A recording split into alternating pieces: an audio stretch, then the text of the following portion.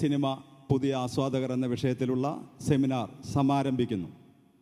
ലോക സിനിമയുടെ ചരിത്ര വർത്തമാനങ്ങളും തലകാലങ്ങളും ആഴത്തിൽ അവതരിപ്പിക്കുന്ന GP രാമചന്ദ്രനെ അധ്യക്ഷ പ്രഭാഷണത്തിനായി സാദരം ക്ഷണിക്കുന്നു. പ്രിയപ്പെട്ട സുഹൃത്തുക്കളെ, സാർവദേശീയ സാഹിത്യോത്സവത്തിൻ്റെ ഭാഗമായിട്ട്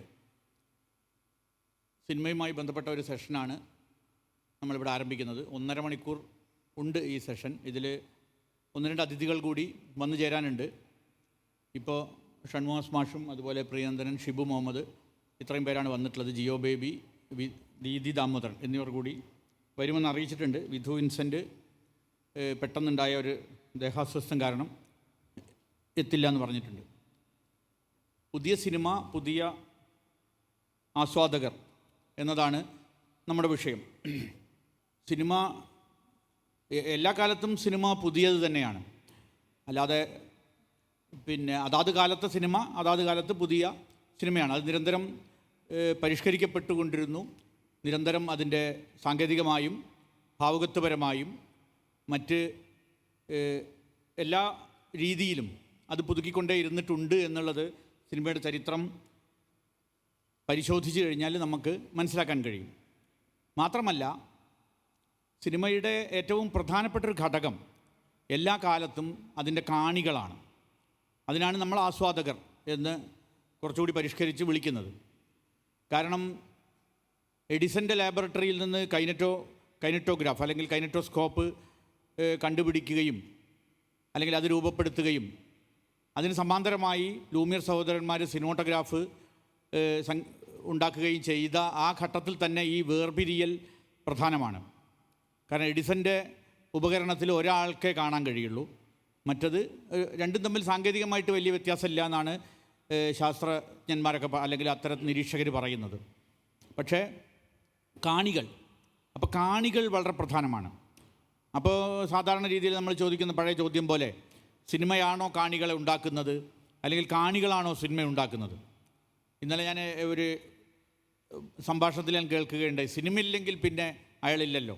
ഇപ്പം നിരൂപകരെ പറ്റി പറയുകയാണെങ്കിൽ സിനിമയില്ലെങ്കിൽ പിന്നെ നിരൂപകരില്ലല്ലോ, അല്ലെങ്കിൽ സിനിമയില്ലെങ്കിൽ കാണിയില്ലല്ലോ എന്ന് പറയുന്ന പോലെ തന്നെ കാണിയില്ലെങ്കിൽ സിനിമയുണ്ടോ എന്നും ചോദിക്കാം. അപ്പോൾ ഈ ഒരു പ്രശ്നം ഏത് കാലഘട്ടത്തിലും ഈ കാണിയുടെ ഇടപെടൽ അല്ലെങ്കിൽ കാണിയെ തീരുമാനിക്കൽ അല്ലെങ്കിൽ കാണിയുടെ സിനിമയുമായി ബന്ധപ്പെട്ടുകൊണ്ടുള്ള കാണികളുടെ സമീപനങ്ങൾ, ദർശനങ്ങൾ, അവരുടെ ഇടപെടലുകൾ ഏത് കാലഘട്ടത്തിലും ഉണ്ട്. ഇപ്പോൾ ഉദാഹരണത്തിന് ഞാൻ കഴിഞ്ഞ വർഷത്തെ ഹോളിവുഡ് സാധാരണ എപ്പോഴും ഹോളിവുഡ് ചർച്ചയുടെ മേലെ നിൽക്കുന്നൊരു സംഭവമാണ്. 2023 ഹോളിവുഡിൽ 2 സിനിമകൾക്ക് ചില സമാനതകളുണ്ട്, അതുപോലെ തന്നെ ചില വ്യത്യാസങ്ങളുണ്ട്. സമാനതകൾ എന്ന് പറഞ്ഞു കഴിഞ്ഞാൽ അത് രണ്ടും 3-3.5 മണിക്കൂർ നീളമാണ്. ഇപ്പോൾ പുതിയ കാലഘട്ടത്തിലെ കാണികൾ എന്ന് പറയുമ്പോൾ ന്യൂ ജനറേഷൻ കാണികളുടെ ഒപ്പം നമ്മളും ന്യൂ ജനറേഷൻ ആവാൻ വേണ്ടിയിട്ട് ബാക്കിയുള്ളവർ ശ്രമിക്കും. അപ്പോൾ ആ സമയത്ത് പറയുന്നത് എല്ലാവരും ഷോർട്സ് അല്ലെങ്കിൽ റീൽസൊക്കെയാണ് കാണുക. അല്ലാതെ നിങ്ങൾ വളരെ നീളം കൂടിയ പ്രഭാതകളോ സിനിമകളൊന്നും ആർക്കും കാണാൻ കഴിയില്ല. മാത്രമല്ല, നേരത്തെ ഈ എഡിസൻ്റെത് പറഞ്ഞതുപോലെ ഒറ്റയ്ക്ക് തിയേറ്ററിൻ്റെ ഒരു അനുഭവത്തിൽ നിന്ന് വ്യത്യസ്തമായിട്ട് ഒറ്റയ്ക്ക് സിനിമ കാണുന്നതിനാണ് പലർക്കും ഇഷ്ടം. ഒരുപാട് ആളുകൾ അങ്ങനെ കാണുന്നുണ്ട്. നമ്മൾ കുട്ടികളുടെയൊക്കെ ചില ക്യാമ്പുകളിലൊക്കെ പോയിട്ട് ചോദിക്കുന്ന സമയത്ത് ഇതുവരെയും സിനിമാ തിയേറ്ററിൽ പോകാത്ത കുട്ടികളൊക്കെ ഉണ്ട്. ഒറ്റയ്ക്ക് ലാപ്ടോപ്പിലോ അല്ലെങ്കിൽ മൊബൈലിലോ മാത്രം അല്ലെങ്കിൽ TV-യിലോ മാത്രം സിനിമ കണ്ടിട്ടുള്ളവരുണ്ട്. ഈ ഒരു സാഹചര്യത്തിലാണ് ഈ ഒരു 3.5 മണിക്കൂർ 2 സിനിമ അവിടെ ഉണ്ടാവുകയാണ് ഹോളിവുഡ് ഏറ്റവും പ്രധാനമാണ് എന്നുള്ളതുകൊണ്ട് പറയുന്നതല്ല. ഹോളിവുഡ് കാരണം കാണികളെ ലോകത്തിൽ മൊത്തം കാണികളെയും ഉണ്ടാക്കുകയും അതുപോലെ തന്നെ ലോകത്തെ കാണികളുമായി റിലേറ്റ് ചെയ്യുകയും ചെയ്യുന്നൊരു സിനിമ എന്നുള്ള നിലയ്ക്കാണ് ക്രിസ്റ്റഫർ നോളൻ്റെ ഓപ്പൺഹൈമർ, അതുപോലെ തന്നെ മാർട്ടിൻ സ്കോർസെസയുടെ killers of the flower moon. ഈ 2 സിനിമയും വേറൊരർത്ഥത്തിൽ നോക്കിക്കഴിഞ്ഞാൽ രണ്ടും അപ്പോളജറ്റിക്കാണ്. അതായത് രണ്ടും ചില അവരുടെ ചില ഒരു അപ്പോളജി അല്ലെങ്കിൽ ഒരു മാപ്പ് അപേക്ഷിക്കുന്നു. ആരോടാണ് മാപ്പ് അപേക്ഷിക്കുന്നത് എന്നത് വളരെ പ്രധാനമാണ്. കാരണം ഇതൊക്കെ തന്നെ ഇതിൽ ജനങ്ങളുടെ ഇടപെടൽ. ജനങ്ങളെന്ന് പറയുമ്പോൾ നമ്മൾ വിചാരിക്കും ഈ സിനിമ കാണാൻ ടിക്കറ്റ് എടുത്ത് അവിടെ എത്തുന്ന കുറച്ച് ആളുകൾ, അതല്ലെങ്കിൽ അതിനെക്കുറിച്ച് അഭിപ്രായം പറയുന്ന ചില ആളുകൾ. അങ്ങനെയല്ല. അതെല്ലാം അത് സമൂഹവുമായി അത് കാണുന്നവരും കാണാത്തവരും അല്ലെങ്കിൽ അതുമായി ഒരു ബന്ധമില്ലാത്തവരെ പോലും അത് പരിഗണിക്കുന്നുണ്ട്, അല്ലെങ്കിൽ അവരുമായി അത് ബാധിക്കുന്നുണ്ട്. അവരുടെക്ക് വേണ്ടിയിട്ട് പലരും ചിലപ്പോൾ സംസാരിക്കും. ചിലപ്പോൾ ഞാൻ എനിക്ക് വേണ്ടി തന്നെ ആയിക്കൊള്ളണമെന്നില്ല സംസാരിക്കുക, മറ്റൊന്നിന് വേണ്ടിയാകാം. അത്തരത്തിലുള്ള പല കുഴമറച്ചിലുകളും ഈ ഇതിൽ സംഭവിക്കാം. അപ്പോൾ പിന്നെ ഓപ്പൺഹൈമർ എന്താണ് പറയുന്നത്?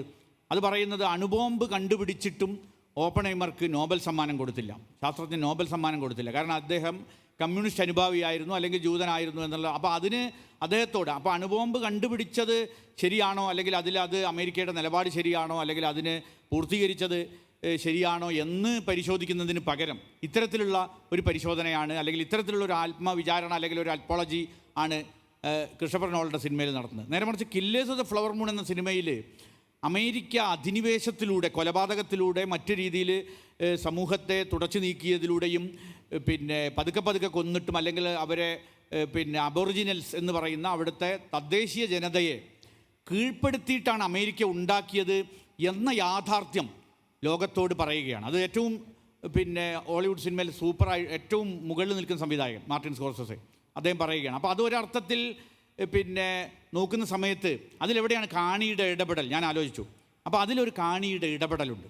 അത് 1915 ബർത്ത് ഓഫ് എ നേഷൻ എന്ന സിനിമയോടുള്ള ലോകത്തിലെ മുഴുവൻ കാണികളുടെയും സമീപനം. ലോകത്തിലെ മുഴുവൻ എന്ന് പറയുമ്പോൾ ഞാൻ അത് ഒരു കണക്കെടുത്തിട്ടല്ല പറയുന്നത്, പക്ഷേ ലോകത്തിലെ കാണികൾ ഇറങ്ങിയ കാലഘട്ടത്തിൽ ബർത്ത് ഓഫ് എ നേഷൻ വലിയ വിജയമായിരുന്നു. അത് പിന്നെ അമേരിക്കൻ സിനിമയുടെ ഉദയം എന്ന് തന്നെ പ്രഖ്യാപിച്ചു. പിന്നീടാണ് അത് അമേരിക്കൻ വംശീയതയെ, അല്ലെങ്കിൽ അമേരിക്കൻ മേധാവിത്വത്തെ പിന്നെ സാധൂകരിക്കുന്ന, അല്ലെങ്കിൽ അതിനെ മഹത്വവൽക്കരിക്കുന്ന സിനിമയാണ് എന്ന് തിരിച്ചറിയുകയും എന്ന് ഹോളിവുഡിന് തന്നെ തിരിച്ചറിയുന്നു. അങ്ങനെ അതുകൊണ്ട് ഹോളിവുഡിനെ തിരിച്ചറിഞ്ഞത് കൊണ്ടാണ് 2015 അതിൻ്റെ പിന്നെ ശതാബ്ദി, അതിൻ്റെ 100ാം വർഷം ഹോളിവുഡ് ആഘോഷിക്കുന്നതിൽ നിന്ന് വിട്ടുനിന്നത്. അത് വളരെ പ്രധാനമാണ്. കാരണം ബർത്ത് ഓഫ് എ നേഷൻ പോലെ D.W. ഗ്രിഫിത്തിൻ്റെ സിനിമ പോലത്തെ ഒരു ടെക്സ്റ്റ്, അല്ലെങ്കിൽ ഒരു പിന്നെ സിനിമയുടെ ഹിസ്റ്ററിയിലുള്ള ഇത്രയും സുപ്രധാനമായൊരു സിനിമ ഞങ്ങളാണ് എടുത്തത്, അതിന് 100 കൊല്ലം ആയിരിക്കുന്നു, ഇപ്പോഴും ഹോളിവുഡ് വളരെ ശക്തമായി ഇവിടെ നിൽക്കുന്നു എന്നൊക്കെ പറയാവുന്ന ഒരു അവസ്ഥയിൽ നിന്ന് പതുക്കെ ഇവർ അത് മൂടി വയ്ക്കുന്ന പോലെയോ, അല്ലെങ്കിൽ അതിനെപ്പറ്റി സംസാരിച്ചില്ല എന്നത് സത്യത്തിലുള്ള ഒരു തിരിച്ചറിവാണ്. ഈ തിരിച്ചറിവ് പിന്നെ ഹോളിവുഡിനുണ്ടായി എന്നുള്ളത് കൊണ്ട് കൂടിയാണ് യഥാർത്ഥത്തിൽ Martin Scorsese killers the flower moon പോലെ ഒരു സിനിമ ഈ അമേരിക്ക, പ്രത്യേകിച്ചും അത് പിന്നെ ഇസ്രായേൽ പലസ്തീൻ അധിനിവേശപ്പെടുത്തിക്കൊണ്ടിരിക്കുമ്പോൾ 75 വർഷമായിട്ടും ചോദ്യം ചെയ്യാത്ത രീതിയിൽ അവർ ആ അധിനിവേശം തുടർന്നുകൊണ്ടിരിക്കുമ്പോൾ, കാരണം ഇസ്രായേലിനെ അമേരിക്കയ്ക്ക് ന്യായീകരിച്ചേ പറ്റൂ. കാരണം അമേരിക്ക അങ്ങനെയാണ് ഉണ്ടായിട്ടുള്ളത്. അമേരിക്ക എന്ന ബർത്ത് ഓഫ് എ നേഷൻ എന്ന് പറയുന്ന ആ രാഷ്ട്രത്തിൻ്റെ ആവിർഭാവം ഇത്തരത്തിലുള്ള തദ്ദേശീയരെ അടിച്ചൊതുക്കിയിട്ടും അവരെ കീഴ്പ്പെടുത്തിയിട്ടും അവരുടെ സ്വത്തും സ്വലവും സംസ്കാരവും എല്ലാം അടിച്ചമർത്തിയിട്ടാണ് എന്നുള്ളത് സമ്മതിക്കുന്ന ഒരു സിനിമ ഈ സമയത്ത് പുറത്തു വന്നു. അല്ലെങ്കിൽ അത് വളരെ ഇതിലാണ് ഏറ്റവും വലിയ സൂപ്പർ സ്റ്റാർമാരെ കാലത്തെ വില്ലന്മാരാണ്. ലിയനാർഡോ ഡികാപ്രിയോയും അതുപോലെ തന്നെ പിന്നെ റോബർട്ട് ഡിനോറോയൊക്കെ എത്രയോ സൂപ്പർ സ്റ്റാർ പിന്നെ അഭിനയിച്ചിട്ടുള്ള ഇയാളുടെ തന്നെ സിനിമയിൽ 5, 6, 10 സിനിമയിൽ അഭിനയിച്ചവരാണ്. അവരെല്ലാം വില്ലന്മാരായിക്കൊണ്ടുള്ള സിനിമകൾ വരുന്നു. ചില 1-2 കാര്യങ്ങൾ കൂടി, പ്രത്യേകിച്ച് മലയാള സിനിമയുടെ സാഹചര്യത്തിൽ ഈ കാര്യത്തെക്കുറിച്ച് കൂടി ചില കാര്യങ്ങൾ, ഇതിൻ്റെ ഒരു പിന്നെ മലയാള സിനിമയിൽ നമ്മൾ സന്ദർഭത്തിൽ, പ്രത്യേകിച്ച് നമുക്ക് പരിചയമുള്ള സിനിമ എന്നുള്ള നിലയ്ക്ക് ഞാൻ ചില കാര്യങ്ങൾ പറയാം. ഇപ്പോൾ ഇവിടെ അടുത്ത ഒരു 5-6 വർഷമായി, എനിക്ക് കൃത്യം ഓർമ്മയില്ല, വർഷങ്ങൾക്ക് മുൻപാണ് മലയാളത്തിൽ വലിയൊരു ഹിറ്റ് ഉണ്ടായി, ദൃശ്യം 1 എന്നാണ് ഇപ്പോൾ അതിനെ വിളിക്കുന്നത്. കാരണം 2 വന്നതുകൊണ്ട് ദൃശ്യം 1.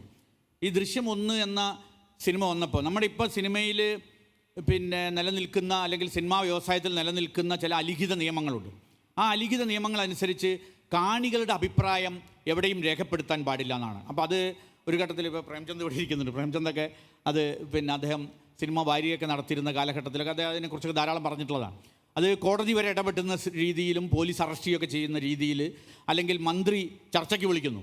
ഇപ്പോൾ നമ്മുടെ ഇവിടെ ഒരു പടം റിലീസ് ചെയ്യണോ വേണ്ടയോ, അത് ആരൊക്കെയാണ് കാണേണ്ടത്, ഒരു പഞ്ചായത്തിലുള്ള എല്ലാ ആളുകളും ഇന്ന സിനിമ കാണണം എന്നൊരു ഡിസ്ട്രിബ്യൂട്ടർ പറയുന്നതിനെ കുറിച്ചിട്ട് മന്ത്രി തന്നെ ചർച്ച നടത്തി കേരളത്തിൽ. ആലോചിച്ച് നോക്കുക. അപ്പോൾ അത്തരത്തിലുള്ള ഒരു വല്ലാത്തൊരു എന്തോ പ്രത്യേക രീതിയിലുള്ള ഒരു സബ്ജക്റ്റ് പോലെയാണ് ഇത് വരുന്നത്. അപ്പോൾ എന്താണെങ്കിൽ ഉണ്ടായത്, ഈ ദൃശ്യം സിനിമ ഇറങ്ങിയ സമയത്ത് അതിനെക്കുറിച്ചിട്ടുള്ള വിമർശനാഭിപ്രായങ്ങളെല്ലാം തന്നെ അതുകൊണ്ട് ഇവർക്ക് മൂടി വയ്ക്കാൻ കഴിഞ്ഞു. എല്ലാം കേരളത്തിലെ വളരെ പ്രധാനപ്പെട്ട ഒരു വാരികയിൽ വളരെ സീനിയറായിട്ടുള്ള ഒരു ക്രിട്ടിക് എഴുതിയ, അത് എനിക്ക് വളരെ വ്യക്തമായി അറിയുന്നതാണ്, ആ നിരൂപണം അവർ കൊടുത്തില്ല, അവർ മൂടി വെച്ചു. അപ്പോൾ ആ രീതിയിൽ നമ്മുടെ ഈ പൂച്ചപ്പാൽ കുടിക്കുന്ന പോലെ നമ്മുടെ അഭിപ്രായങ്ങൾ ആരും പറയേണ്ടവർ പറയാതിരിക്കുകയോ അല്ലെങ്കിൽ കാണികൾ അന്ന് സോഷ്യൽ മീഡിയ ശക്തമായിട്ടില്ല. അപ്പോൾ ഞാൻ അതിൻ്റെ സബ്ജക്റ്റിലേക്കൊന്നും ദൃശ്യത്തിൻ്റെ ടെക്സ്റ്റിലേക്കൊന്നും കടക്കുന്നില്ല. എങ്കിലും നമുക്കറിയാം ഒരു കുറ്റകൃത്യം ചെയ്യുന്നു. ആ കുറ്റകൃത്യം ഒളിപ്പിക്കുന്നതിന് വേണ്ടിയിട്ട് ഇന്ത്യൻ നിയമവ്യവസ്ഥയെ പരിഹസിക്കുന്നതിന് വേണ്ടിയിട്ട് പോലീസ് സ്റ്റേഷൻ്റെ അടിയിൽ തന്നെ കുഴിച്ചിടുന്നു, മൃതദേഹത്തെ കുഴിച്ചിടുന്നു. ഇതിനെയാണ് മഹത്വവൽക്കരിച്ചത്. അപ്പോൾ അങ്ങനെ ഇറങ്ങി അത് പിന്നെ ദൃശ്യം എല്ലാവരും അതിനെ ഏറ്റെടുത്തതോടെ ദൃശ്യം 1ഉം 2ഉം പിന്നെ വിവിധ ഭാഷകളിലെല്ലാം ഇറങ്ങി അങ്ങനെ നമ്മൾ കംപ്ലീറ്റ് ആക്കി. ലോകം മുഴുവനും ദൃശ്യം കാണാത്തവരാരും ഇല്ല എന്ന് ഉറപ്പ് വന്നു കഴിഞ്ഞപ്പോൾ അവർക്ക് തന്നെ വീണ്ടും വിചാരമുണ്ടായോ, അല്ലെങ്കിൽ ഈ പറഞ്ഞ ഈ സപ്രസ് ചെയ്ത അഭിപ്രായങ്ങൾ മറ്റു രീതിയിൽ പൊന്തി വന്നിട്ടാണോ എന്നറിയില്ല. അവർ തന്നെ മറ്റേതൊക്കെ രീതിയിൽ അത് സിനിമാറ്റിക് ആണോ, അതിൻ്റെ എന്ത് യുക്തിയുണ്ട് എന്നുള്ളതല്ല, എന്താണോ ദൃശ്യത്തിൽ പറഞ്ഞത് അതിന് വിപരീതമായിട്ട് അതേ ആളുകൾ തന്നെ സിനിമ എടുക്കുകയാണ്. അതിൻ്റെ പേരാണ് നേര് എന്ന് പറയുന്നത്. അതായത് ജിത്തു ജോസഫും പിന്നെ മോഹൻലാലെല്ലാം ആ രീതിയിൽ ഒരു ഇതെടുക്കേണ്ടി വരികയാണ് എന്നുള്ള ഒരു സന്ദർഭം, ഒരു ഉദാഹരണം ഞാൻ പറയാം. മറ്റൊരു ഉദാഹരണമാണ് ഇവിടെ ജിയോ ബേബി വരുന്നതാണ് വിചാരിക്കുന്നത്. അദ്ദേഹത്തിൻ്റെ ഗ്രേറ്റ് ഇന്ത്യൻ കിച്ചൺ എന്ന് പറയുന്ന സിനിമ നമ്മുടെ കോവിഡൊക്കെ വന്ന സമയത്ത് തിയേറ്ററുകൾ ഇനി തുറക്കുമോ തുറക്കില്ലേ അങ്ങനെയൊക്കെയുള്ള ഭയങ്കര പ്രശ്നങ്ങൾ നിൽക്കുന്ന ഒരു കാലഘട്ടത്തിലാണ് OTT ഒക്കെ വ്യാപകമായത്. അന്നാണ് ദ ഗ്രേറ്റ് ഇന്ത്യൻ കിച്ചൺ എന്ന സിനിമ പൂർത്തീകരിച്ച് അത് OTT വഴി റിലീസിന് തയ്യാറായി. അപ്പോൾ ആ സമയത്ത് കുത്തകൾ, ഈ OTTയിലുള്ള കുത്തകകളും തിയേറ്ററിലൊക്കെ പ്രവർത്തിക്കുന്ന പോലെ തന്നെ ഇപ്പോൾ പ്രിയനന്ദൻ്റെ സിനിമ കൊണ്ടുപോയി കഴിഞ്ഞിട്ടുണ്ടെങ്കിൽ അവിടെ കാണിക്കുന്ന പല സിനിമകളുടെ ഇടയിൽ കാണിക്കണമെന്നുണ്ടെങ്കിൽ ഭയങ്കര ബുദ്ധിമുട്ടാണ്. അതിൻ്റെ അതായത് അത് റിലീസ് മറ്റുള്ള സാങ്കേതിക സംവിധാനമൊക്കെ അതിലുണ്ടാവും. ക്യൂബ് ഉണ്ടാവും, UFO ഉണ്ടാവും, പ്രൊഡ്യൂസേഴ്സ് കണ്ടൻറ് ഉണ്ടാവും, അതല്ലെങ്കിൽ എല്ലാം ഉണ്ടാവും. പക്ഷേ അത് ആ സമയം അതിൻ്റെ പ്രൈം ടൈം 6:30 മണിയോ 6:30 മണിക്കൊക്കെ നിങ്ങൾ 9 മണിക്ക് കാണിച്ചോ, അതല്ലെങ്കിൽ ഞങ്ങൾ അടച്ചിട്ട് പണ്ട് സേലത്ത് മലയാള സിനിമ ആരംഭിക്കുമ്പോൾ അങ്ങനെയായിരുന്നു. ഇവിടെ സ്റ്റുഡിയോ ഇല്ലാത്തതുകൊണ്ട് അവിടുത്തെ സ്റ്റുഡിയോൻ്റെ രാത്രിയോ അല്ലെങ്കിൽ ഞായറാഴ്ചയോ അന്ന് അതിന് ഇത് ഞായറാഴ്ചയും പറ്റില്ല. അപ്പോൾ അങ്ങനെ ഈ ഗ്രേറ്റ് ഇന്ത്യൻ കിച്ചൺ എന്ന സിനിമ കേരളത്തിലെ പ്രധാനപ്പെട്ട അന്നത്തെ കുത്തകകൾ, നെറ്റ്ഫ്ലിക്സ്, ആമസോൺ പോലത്തെ കുത്തകകളെല്ലാം തന്നെ അത് ഏറ്റെടുത്തില്ല. ഇപ്പോൾ അന്നപൂർണി എന്ന് പറയുന്ന സിനിമ എടുത്തിട്ട് പിൻവലിച്ചു എന്നാണ് പറയുന്നത്. എടുക്കാതെ തന്നെ പിൻവലിച്ചു ഗ്രേറ്റ് ഇന്ത്യൻ കിച്ചൺ. കാരണം എന്താണെന്ന് വെച്ച് കഴിഞ്ഞാൽ അന്ന് ഈ ശബരിമലയുടെ നാമജപ സമരം, ഈ നാമജപ സമരമാണ് കേരളത്തിൻ്റെ മുഖ്യധാര അഭിപ്രായം, അല്ലെങ്കിൽ അതാണ് ഇവിടുത്തെ ജനപ്രിയത എന്ന ഒരു ഇതിലേക്ക് ഈ കോർപ്പറേറ്റുകളും അല്ലെങ്കിൽ അവരുടെ അഡ്വൈസേഴ്സും എല്ലാം തന്നെ അവർ ആ ഒരു ഉത്തരത്തിൻ്റെ ഒരു സൗകര്യത്തിലോ അല്ലെങ്കിൽ അതിൻ്റെ ഒരു അധികാരത്തിലോ ആ ബലതന്ത്രത്തിൽ അവർ കീഴ്പ്പെട്ടു. അപ്പോൾ ഇവർ നിവൃത്തിയില്ലാതെ അതൊരു സാധാരണ ഈ പുറത്ത് റീച്ചില്ലാത്തൊരു OTTയിലേക്ക് കൊടുക്കേണ്ടി വന്നു. അപ്പോൾ ജനങ്ങൾ അതിലേക്ക് കയറിയിട്ട് ആ OTTയുടെ സർവർ തന്നെ തകർന്നു എന്നാണ് എനിക്ക് മനസ്സിലായത്. എന്നിട്ട് 15 ദിവസം കഴിഞ്ഞിട്ട് ആമസോൺ പ്രൈമിന് ഈ സിനിമ റീകോൾ ചെയ്യേണ്ടി വന്നു. അത് എനിക്ക് തോന്നുന്നു മലയാള സിനിമയുടെ പ്രദർശന ചരിത്രത്തിൽ തന്നെ കാണികൾ നടത്തിയിട്ടുള്ള പ്രധാനപ്പെട്ട ഒരു അട്ടിമറിയാണ്. ഈ രീതിയിലുള്ള പല കാര്യങ്ങളും ഇവിടെ സംഭവിക്കുന്നുണ്ട്. അപ്പോൾ ഇത് എല്ലാം അതേ സമയത്ത് വളരെ നമുക്ക് നിരാശ ഉണ്ടാക്കുന്ന കാര്യങ്ങളുമുണ്ട്. ഇപ്പോൾ ഏത് ഒക്കെ പുതിയ മാറ്റങ്ങൾ പുതിയ സിനിമയിൽ പല രീതിയിൽ ഇപ്പോൾ ഞാൻ കുറച്ച് അടുത്ത കാലത്ത് ഇറങ്ങിയിട്ടുള്ള വളരെ പ്രധാനപ്പെട്ട ചില സിനിമകൾ ഒരു ചർച്ചയ്ക്ക് വേണ്ടിയിട്ടാണ്. ഇപ്പോൾ ജിയോ ബേബിയുടെ കാതൽ ദ കോർ, വിധു വിൻസെൻറ്റിൻ്റെ വൈറൽ സെബി, പ്രിയനന്ദൻ്റെ ദബാരി കുരുവി, ശ്രുതി ശരണ്യത്തിൻ്റെ B32 മുതൽ 44 വരെ, താരാ രാമാനുജൻ്റെ നിഷിദ്ധോ, ഇന്ദുലക്ഷ്മിയുടെ നീള. ഇതിനെല്ലാം പ്രത്യേകതയുണ്ട്. ഇത് സർക്കാരിൻ്റെ ഒരു ഇടപെടൽ അതിലുണ്ട്. അതിൻ്റെ വിശദാംശങ്ങളിലേക്ക് പോകുന്നില്ല. ലിജോ ജോസ് പെല്ലിശ്ശേരിയുടെ നൻപകൽ നേരത്ത് മയക്കം, രാജീവ് രവിയുടെ തുറമുഖം, കൃഷാന്തിൻ്റെ പുരുഷപ്രേതം, കൃഷ്ണേന്ദു കലേഷിൻ്റെ പ്രാപ്പട, ഷെറിയുടെ അവനോവിലോന, അഷ്റഫ് ഹംസയുടെ സുലേഖ മൻസിൽ. ഇതൊക്കെല്ലാം എൻ്റെ ഒരു ടേസ്റ്റിൽ ഞാൻ പറയുന്ന കേട്ടോ. ഇതൊന്നും കാണികൾ ഇതാക്കേണ്ട ആവശ്യം. ഡോൺ പാലത്തറയുടെ ഫാമിലി, ഫാസിൽ റസാക്കിൻ്റെ തടവ്, ആനന്ദേകർഷിയുടെ ആട്ടം.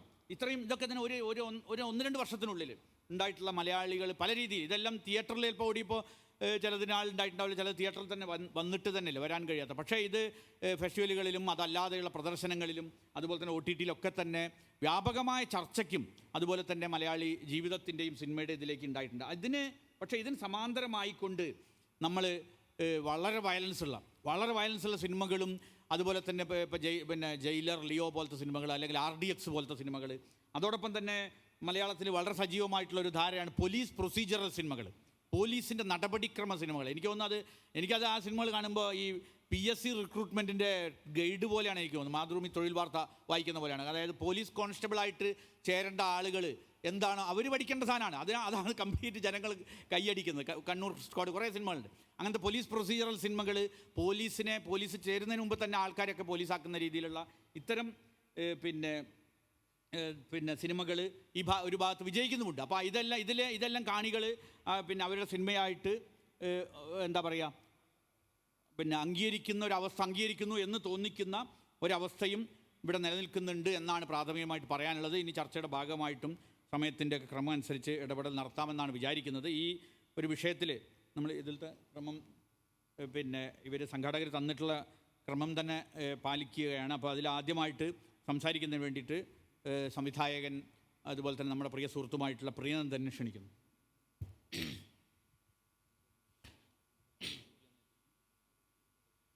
പുതിയ സിനിമ, പുതിയ ആസ്വാദകരെന്ന് പറഞ്ഞു കഴിഞ്ഞാൽ രണ്ട് തരത്തിലുണ്ടെന്നാണ് എനിക്ക് തോന്നുന്നത്. കാരണം എന്താ വെച്ചാൽ നമ്മൾ പലപ്പോഴും ഏറ്റവും ആളുകൾ പറയും നമ്മൾ സാധാരണ ഈ പുതിയ തലമുറ, അത് ബന്ധപ്പെട്ട ആളുകൾ ഒരു നല്ല സിനിമയുടെ ആസ്വാദകരല്ല, അല്ലെങ്കിൽ അത്തരമൊരു സിനിമയ്ക്ക് അവർ താല്പര്യമില്ല എന്നൊക്കെയുള്ള രീതികളിൽ നമുക്ക് കേൾക്കാമെന്നുള്ളത്. പക്ഷെ അത് ചലച്ചിത്രമേളകളിൽ നേരെ വിപരീതമാവും എന്നുള്ളതാണ്. ചലച്ചിത്രമേളകളിൽ ഏറ്റവും കൂടുതൽ ഇത്തരം വരുന്ന പുതിയ രീതിയിലുള്ള ആസ്വാദനങ്ങളെയും പുതിയ കൺസെപ്റ്റിനെയും കാര്യങ്ങളെയൊക്കെ സ്വീകരിക്കുന്നു എന്നുള്ളത് വലിയ രീതിയിൽ നമ്മൾ നിത്യവും കാണും. പക്ഷേ തിയേറ്ററുകളിൽ നമ്മളത് ഇല്ലാതിരിക്കുകയും എന്നുള്ളതാണ്. ഒരു പൊതു സമൂഹത്തിലേക്ക് റിലീസ് ചെയ്യപ്പെടുന്ന തലത്തിലേക്ക് എത്തുമ്പോൾ അത്തരം സിനിമകളെ കാണാനില്ല എന്നുള്ളൊരു അവസ്ഥ വരുന്നുണ്ട്. പക്ഷെ പലപ്പോഴും ഈ പറഞ്ഞതുപോലെ നമ്മൾ ഈ ആളുകളെ, ഒരു പുതിയ ആസ്വാദന ആളുകളെയോ കാണികളെയോ കുറ്റം പറയാനോ ഒന്നും സാധ്യമല്ല എന്നുള്ളതാണ്. ഇവിടുത്തെ ഒരു സിസ്റ്റവും ഭയങ്കര തകരാറാണ്. കാരണം എന്താ വെച്ചിട്ടുണ്ടെങ്കിൽ നമ്മളിപ്പോൾ ഒരു സിനിമ എടുത്തു, കാരണം തിയേറ്റർ ചോദിച്ചു കഴിഞ്ഞാൽ ഇപ്പോൾ ഞാൻ പറയണത് അത് ഇന്ത്യൻ പനോരമയിലുണ്ടായിരുന്നു, IFFKയിലുണ്ടായിരുന്നു, അങ്ങനെ ഒരുപാട് ഫിലിം ഫെസ്റ്റിവലിലൊക്കെ പോയിട്ടുണ്ട്. ആരാണ് അഭിനയിച്ചതെന്ന് ചോദിച്ചു കഴിഞ്ഞാൽ പുതിയ സിനിമയായിട്ട് ചെല്ലുമ്പോൾ അതിൽ ട്രൈബൽസാണ്, ആദിവാസികളാണ് എന്ന് പറയുമ്പോൾ ഇല്ല, നിങ്ങൾക്ക് സിനിമ കളിക്കാനുള്ളൊരു സ്ഥലമില്ല എന്നുള്ളതാണ്, നിങ്ങൾക്ക് ടൈമില്ല എന്നുള്ളതാണ്, നിങ്ങൾക്ക് വേണ്ടിയിട്ടൊരു 6 മണി ഷോ തരാനൊന്നും പറ്റുന്നില്ല എന്നുള്ളതാണ്. അപ്പോൾ രാവിലെ എന്താ വെച്ചിട്ടുണ്ടെങ്കിൽ ഏറ്റവും 9 മണി, അവരുടെ റെഗുലർ ഷോ കട്ട് ചെയ്യാൻ പറ്റാത്ത 9 മണിക്കൊക്കെയാണ് നമ്മൾ തിയേറ്റർ ഗതികേടാണ്. ഒരു ഷോ കിട്ടാൻ തന്നെ ഭയങ്കര ഗതികേടാണ്. അപ്പോൾ അത് വരുമ്പോൾ നമ്മളെങ്ങനെ ഈ ആസ്വാദകരെ അല്ലെങ്കിൽ കാണികളെ കുറ്റം പറയുന്നുള്ളതാണ്. ഒരു ആദ്യം കിട്ടുന്ന ഒരു ഞായറാഴ്ചയോ അതുമായി ബന്ധപ്പെട്ടുന്ന ഒരു പ്രത്യേക ടൈമിൽ എങ്ങനെ കാണികൾ ഇത്തരം വരുന്ന, നമ്മൾക്കറിയാം ഇതൊരു 100 ദിവസം ഓടിപ്പോകുന്നൊരു സിനിമയാണെന്നൊന്നും വിചാരിച്ചിട്ടൊന്നുമല്ലല്ലോ നമ്മളിങ്ങനെ ഒരു അറ്റംപ്റ്റുകളൊക്കെ സംഘടിപ്പിക്കും, അല്ലെങ്കിൽ ചെയ്യുന്നു എന്ന് പറയുന്നത്. അപ്പോൾ അത് വേറെ രീതിയിൽ വരും. അപ്പോൾ അതൊരു പക്ഷേ നമ്മൾക്ക് തന്നെ കാണികളെ കുറ്റം പറയാൻ പറ്റുമെന്നോ എനിക്ക് തോന്നുന്നില്ല. അത്തരമൊരു രീതിയിൽ വരുമെന്ന് എനിക്ക് അങ്ങനെ പറയാനും പറ്റുമെന്ന് തോന്നുന്നില്ല. പക്ഷെ രണ്ട് തരത്തിൽ നമുക്ക് ഇത്തരം സിനിമകൾ വരുമ്പോൾ ഈ പറയുന്നത് പോലെ മൊബൈലിൽ ഫോൺ ഈ കോവിഡിന് ശേഷം വരുന്നൊരു രീതികളുണ്ട്, ഒരു കാഴ്ച രീതികളുണ്ട്. ഇപ്പോൾ ഈ മൊബൈലിൽ എങ്ങനെ സിനിമ കാണിക്കും, അല്ലെങ്കിൽ അതിൻ്റെ ഒരു മാധ്യമത്തെ എങ്ങനെ കാണിക്കും എന്നൊക്കെയുള്ളൊരു വലിയ ധർമ്മസങ്കടം നമ്മളുണ്ട്. ഇവർ പബ്ലിക് ഷോ തന്നെ നടത്തുമ്പോൾ തന്നെ നമ്മൾക്കൊരു വല്ലാത്ത ധർമ്മസങ്കടം നമ്മളെ സംബന്ധിച്ചോളം, ഒരു ഫിലിം മേക്കറെ സംബന്ധിച്ചിടത്തോളം ഭയങ്കരമായിട്ട് അത് വേദനിപ്പിക്കേണ്ടതാണ്. കാരണം അവനോടുണ്ടാക്കുന്ന യോജിപ്പുകൾക്കും ഒക്കെ ഒരു സിനിമ എന്ന് പറയുന്ന അതിൻ്റെ ഒരു തിയേറ്ററിൻ്റെ ഇരുട്ടും അതിൻ്റെ ശബ്ദത്തിലും ഒക്കെ തന്നെ വേണമെന്ന് നമ്മൾ വായിച്ചു പിടിക്കാൻ പറ്റാത്തൊരവസ്ഥയാണ്. അപ്പോൾ അതുകൊണ്ട് അങ്ങനെ പ്രദർശിപ്പിക്കണമെന്ന് ആഗ്രഹിക്കുന്ന ഒരാളാണ്. അപ്പോൾ അതിനോട് വിമർശനങ്ങളുണ്ടാവാം, യോജിപ്പുകളുണ്ടാവാം.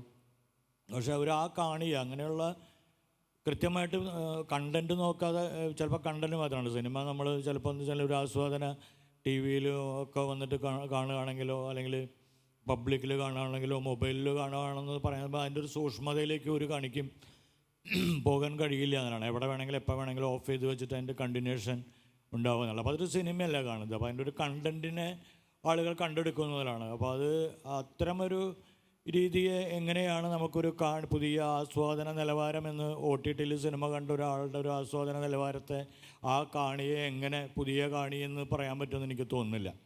സിനിമ തിയേറ്ററിൽ തന്നെ സാധ്യമാക്കേണ്ട ഒരു കാണിയാണ്. അപ്പം എങ്ങനെയാണ് ഈ ഒരു വീക്ഷണത്തെ നമ്മൾ ഇതിലൂടെ മാത്രം കണ്ടിട്ട് ഒരു സിനിമയെ വിലയിരുത്താൻ ഒരു കാണിക്ക് പ്രാപ്തി കൈവരുന്നതെന്നൊന്നും നമ്മളെ സംബന്ധിച്ചിടത്തോളം അത് പിടുത്തം കിട്ടുന്നില്ല എന്നാണ്. അപ്പോൾ അതുകൊണ്ടൊരു അതൊരു കാണിയുടെ തകരാറാണോ എന്നൊന്നല്ല നമ്മൾ പറയുന്നൊരു കാണിയുടെ തകരാറായിരിക്കില്ല. ഒരു പക്ഷേ എന്നെ പോലുള്ള ഇത്തരം സിനിമ ചെയ്യുന്ന ആളുകളുടെ ഏറ്റവും വലിയൊരു പ്രശ്നം അതാണ്. ഇപ്പോൾ ഞാനിപ്പോൾ ഒരു പ്രേംചന്ദൊക്കെ ഇവിടെ ഇരിക്കുന്നതുകൊണ്ട് പറയണതാണ്, അപ്പോൾ ആലപ്പുഴ റിലീസ് എന്നൊക്കെ പറഞ്ഞിട്ടാണ് ജോൺ റിലീസ് ചെയ്തത്. അപ്പോൾ അതേപോലെയാണ് നമ്മൾ ഇത് കൊടകര റിലീസ് ചെയ്യുന്നു എന്നൊക്കെ പറയുമ്പോൾ ഒരു ഷോ ആണ്, ഒരുപാട് ഷോ അല്ല. അപ്പോൾ നമ്മളെ സംബന്ധിച്ചിടത്തോളം എന്താ വെച്ചിട്ടുണ്ടെങ്കിൽ ഇപ്പോൾ ചില കാര്യങ്ങൾ നമുക്ക് പറയാനും പറ്റില്ല. കാരണം എന്താ വെച്ചിട്ടുണ്ടെങ്കിൽ അപ്രാപ്യമാണ്. നമുക്കിപ്പോൾ ഒരു സർക്കാർ സംവിധാനങ്ങൾ ഉപയോഗിച്ചുകൊണ്ട് ഇത്തരം ഒരു കണ്ടൻറ്റ് നിലനിർത്തുമെന്ന് ചോദിച്ചു കഴിഞ്ഞാൽ അത് അപ്രാപ്യമാണ്. അതും സാധ്യമല്ല എന്നുള്ളതാണ്. കാരണം എന്താ വെച്ചിട്ടുണ്ടെങ്കിൽ ഈ കേരള ഫിലിം ഡെവലപ്മെൻറ്റ് കോർപ്പറേഷൻ്റെ തിയേറ്ററുകളൊക്കെ എന്നൊക്കെ പറയണത് എന്ന് വെച്ചാൽ അവിടെ ജോലി ചെയ്യുന്ന ആളുകൾക്ക് ശമ്പളം കൊടുക്കാനുള്ള ഒരു സ്ഥാപനം എന്നുള്ള നിലയ്ക്ക് മാത്രമാണ്. അല്ലാതെ ഇപ്പോൾ ഒരു നവ സിനിമ വരുന്നുണ്ടോ, അല്ലെങ്കിൽ ഇവിടുത്തെ ഫിലിം ഫെസ്റ്റിവലിൽ വന്ന സിനിമകളുണ്ട്, എത്രയോ സിനിമകളുണ്ട് ഇപ്പോഴും വന്ന് കളിച്ചു പോയിട്ട് കാണുന്ന സിനിമകളുണ്ട്. ആ സിനിമ എന്ത് ചെയ്യുമെന്നുള്ളതാണ് ഒരു പുതിയതായിട്ട് വന്നൊരു ചലച്ചിത്ര പ്രവർത്തനം എന്നുള്ള രീതിയിൽ എന്ത് ചെയ്യുമെന്നുള്ള ഭയങ്കര വിഷമം പിടിച്ചൊരു കാര്യം നിലനിൽക്കുന്നുണ്ട്. നമ്മൾ കാലാകാലങ്ങളായിട്ട് പറയണത് എന്താ വെച്ചിട്ടുണ്ടെങ്കിൽ ഒന്നുകിൽ തിരുവനന്തപുരത്ത്, തൃശ്ശൂർ, കോഴിക്കോട് എന്ന് പറയുന്ന മെയിൻ സ്ഥലങ്ങളിലും ഒരു വെള്ളി, ശനി, ഞായറെങ്കിലും 6 മണിക്കെങ്കിലും ഇത്തരം ഗതികെട്ടവരുടെ സിനിമ ഉണ്ട് എന്ന് പറയുകയാണെങ്കിൽ വലിയ കാര്യമായിരുന്നു. കാരണം എന്താ വെച്ചിട്ടുണ്ടെങ്കിൽ അപ്പോഴെങ്കിലും ഇതിനെ ശ്രദ്ധിച്ചു പോകുന്ന കാണികളുണ്ടല്ലോ, നമ്മൾ കാണികളെ കുറ്റം പറയില്ല, ആ കാണികൾക്ക് അത് കാണാനുള്ളൊരു സാധ്യത ഉണ്ടാവും എന്നുള്ളതാണ്. ഇതിപ്പോൾ നമ്മൾക്ക് പ്രേക്ഷകരെ കുറ്റം പറയാൻ പറ്റുന്നില്ല, പ്രേക്ഷകരെ ഈ പുതിയ തരത്തിലുണ്ടാക്കുന്ന ആളുകളെ കുറ്റം പറയുന്നില്ല. കാരണം അവർക്ക് കാണാനൊരു അവസരം ഉണ്ടാവുന്നില്ല എന്നുള്ളതാണ്. അപ്പോൾ അതൊരു വലിയ പ്രശ്നം തന്നെ നിലനിൽക്കുന്നതാണ്. അപ്പോൾ നമ്മൾ സിനിമയ്ക്ക് വേണ്ടി വാദിക്കുകയും സിനിമയുടെ നവോത്ഥാനത്തിന് വേണ്ടിയിട്ട് ഒരുപാട് സ്ഥലങ്ങളിൽ ഇത്തരം കാര്യങ്ങൾ ഉണ്ടാവുകയും തിയേറ്റർ ഉണ്ടാവുകയും അല്ലെങ്കിൽ അത് ബദലായിട്ടുള്ള പ്രശ്നങ്ങൾ ഉണ്ടാവുകയും അവിടെ ഒന്നും സാധ്യമാവുന്നില്ല. ഇപ്പോൾ ഒരു ഫിലിം സൊസൈറ്റി ആളുകളോട് നമ്മൾ പറയുമ്പോൾ ആണെങ്കിൽ പോലും കാണികൾ ഒരു പുതിയ തരത്തിൽ അല്ലെങ്കിൽ വരുന്ന സംഘാടകരോട് പറയുമ്പോഴും ഇത്തരം ഒരു സിനിമ ചെയ്യുന്ന ആൾക്കാരുണ്ടല്ലോ, ഇപ്പോൾ നമ്മളൊരു സിനിമ ചെയ്ത് അവിടെ ആളുകളെ എത്തിക്കാൻ നമുക്കൊരു 100 രൂപയുടെ ടിക്കറ്റ് എടുത്തിട്ട് നിങ്ങൾ ആ സിനിമ കാണുമെന്ന് പറയുമ്പോൾ അത് ഭയങ്കര ബുദ്ധിമുട്ടാണ്. പല ആൾക്കാരും പ്രദർശിപ്പിക്കാൻ തയ്യാറാവുന്നില്ല എന്നാണ്. ഇതിപ്പോൾ പ്രദർശിപ്പിക്കാനൊന്നും തയ്യാറാവുന്നില്ല. 100 രൂപ ചോദിക്കുമ്പോൾ അത് എന്തോ ഒരു വലിയ തെറ്റാണ്. അപ്പോൾ ഫെസ്റ്റിവലിൽ വരുന്ന സിനിമകളൊന്നും 100 രൂപ എടുത്തിട്ട് കാണാൻ പാടില്ല. അപ്പോൾ അങ്ങനെയുള്ളൊരു വലിയ തരത്തിൽ വരുന്നുണ്ട്. അവിടെ ഏത് തരത്തിലാണ് ഇങ്ങനെ വരുന്ന ഒരു ഫിലിം സൊസൈറ്റി പ്രസ്ഥാനത്തിൻ്റെ ഒരു കണ്ടിന്യൂഷൻ നഷ്ടപ്പെടുന്നത് എന്നുള്ളതാണ്. അപ്പോൾ അതൊരു രീതിയാണ്. അപ്പോൾ അത് നമ്മളെ സംബന്ധിച്ചിടത്തോളം ഭയങ്കര ബുദ്ധിമുട്ട് പിടിച്ചൊരു പരിപാടിയാണ്. കാരണം ഇത്തരം ഒരു സിനിമ ചെയ്യാൻ വരുന്ന ഒരു 10 പേരുണ്ടെങ്കിലും അതൊരു കാണിക്കാൻ പറ്റാവുന്ന ഒരു സ്ഥലം ഉണ്ടാവുമല്ലോ, അതൊരു സ്പേസ് കൂടെ മാഞ്ഞു പോകുന്നുണ്ട് എന്നുള്ളതാണ്. അപ്പോൾ അതിനെ നിലനിർത്തേണ്ട കുറേ കാര്യങ്ങളുണ്ട്. നമ്മൾ സിനിമയുടെ സംസ്കാരത്തെ പിടിച്ചിട്ടുകൊണ്ട് മാത്രമല്ലല്ലോ. അപ്പോൾ ഇത്തരം വരുന്ന ഒരു സിനിമകൾ അല്ലെങ്കിൽ സെലക്റ്റീവ് ആയിപ്പെടുന്ന സിനിമകളെ എങ്ങനെ അത്തരം താല്പര്യമുള്ള കാണികളിലേക്ക് എത്തിക്കാൻ പറ്റുന്നു എന്നുള്ളതാണ്.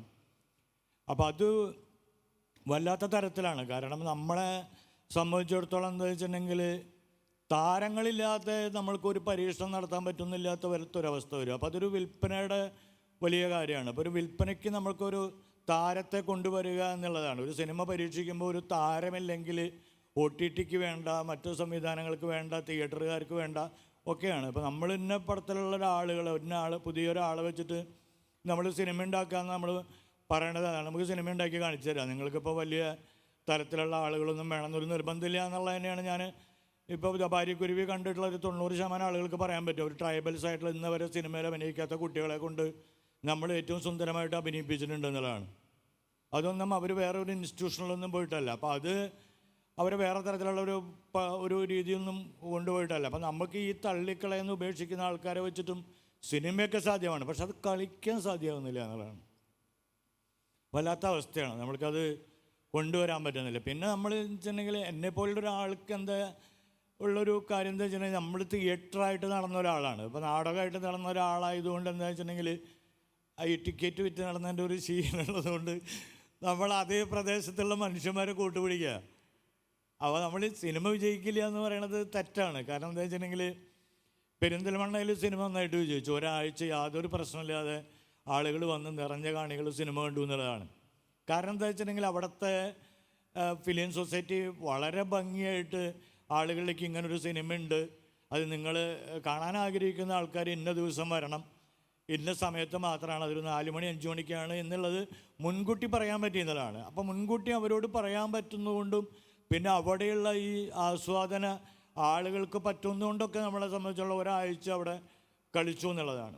അപ്പോൾ അതേപോലെ തന്നെയാണ് മണ്ണാർക്കാട് കളിച്ചത് അങ്ങനെ 2 ഷോ ആണ്. പക്ഷേ ആ 2 ഷോയും ഫുള്ളായി എന്നുള്ളതാണ്.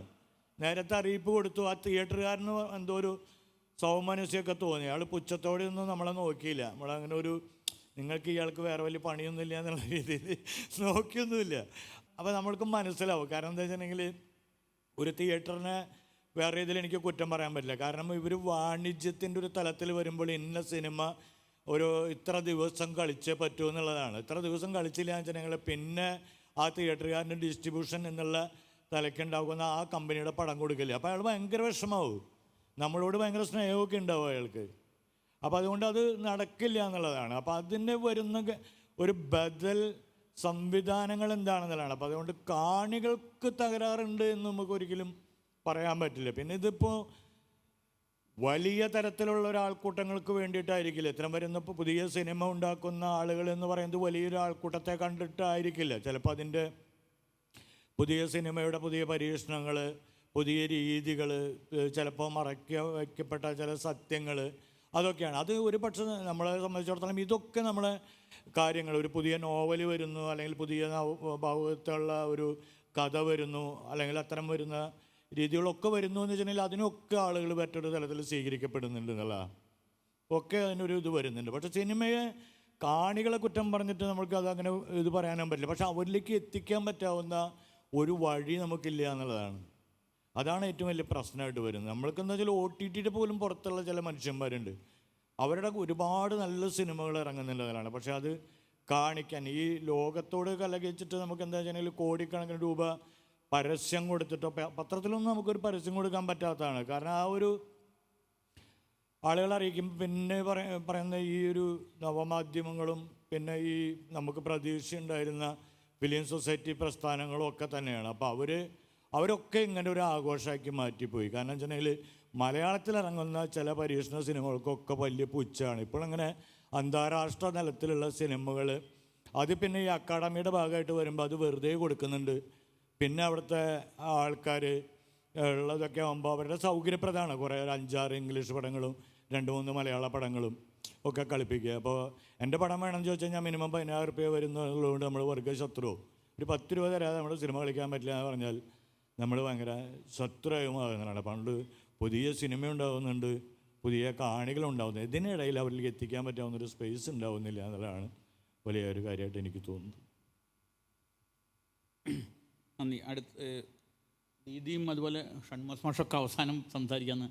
അപ്പോൾ അടുത്തതായിട്ട് നമ്മുടെ സുഹൃത്തും അതുപോലെ വിമർശകനും പത്രാധിപരൊക്കെ ആയിട്ടുള്ള ഷിബു മുഹമ്മദ് സംസാരിക്കും. സുഹൃത്തുക്കളെ, ഇവിടെ GP പറഞ്ഞ ആമുഖവും അതിനുശേഷം പ്രിയന്ദ്രൻ നടത്തിയ പ്രഭാഷണവും അത് ഈ വിഷയത്തെ അവർ നോക്കിക്കാണുന്ന സമീപന രീതിയാണ് അവതരിപ്പിച്ചത്. ഞാൻ ഈ വിഷയത്തെ വേറൊരു റൂട്ടിൽ കൂടി ഇതിലേക്ക് കടക്കാൻ പറ്റുമെന്നാണ് ഞാൻ ആലോചിക്കുന്നത്. എൻ്റെ ആ റൂട്ട് ശരിയല്ലെങ്കിൽ നിങ്ങൾക്ക് തള്ളിക്കളയാം. എനിക്ക് പിന്നാലെ ഷൺവാസ് മോഷൻ ദീദിയൊക്കെ ഉണ്ട്, അവർ എന്നെ കറക്റ്റ് ചെയ്യും.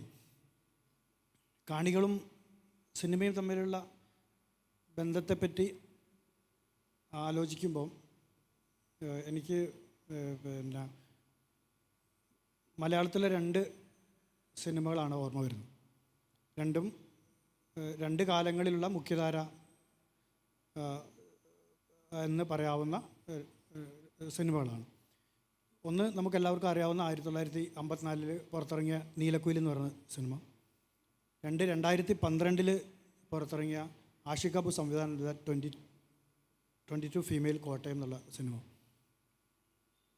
ഈ 2 സിനിമകളും ഞാൻ ആലോചിച്ച് വരുമ്പോൾ എങ്ങനെയാണ് മലയാള സിനിമ ശരീരത്തെ അടയാളപ്പെടുത്തിയത് എന്നുള്ളതിൻ്റെ 2 ഉദാഹരണങ്ങളായിട്ടാണ് എനിക്ക് തോന്നുന്നത്.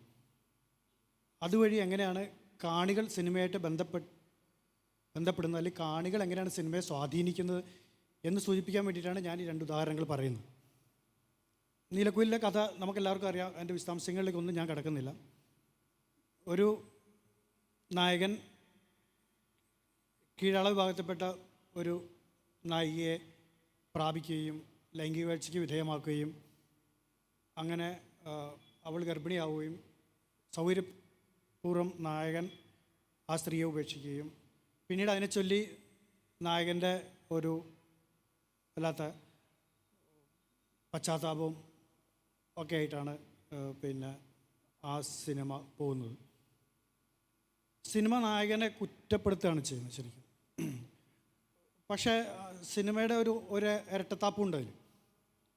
ഇപ്പോൾ രാത്രിയിൽ മഴ, നീലക്കുയിൽ നിങ്ങൾക്ക് എല്ലാവർക്കും അറിയാവുന്നതുകൊണ്ട് ഞാൻ വിശദാംശങ്ങളും കിടക്കുന്നില്ല, പറയാനുള്ള സൗകര്യത്തിന് വേണ്ടി 1-2 കാര്യങ്ങൾ പറയുന്നു മാത്രമേ ഉള്ളൂ.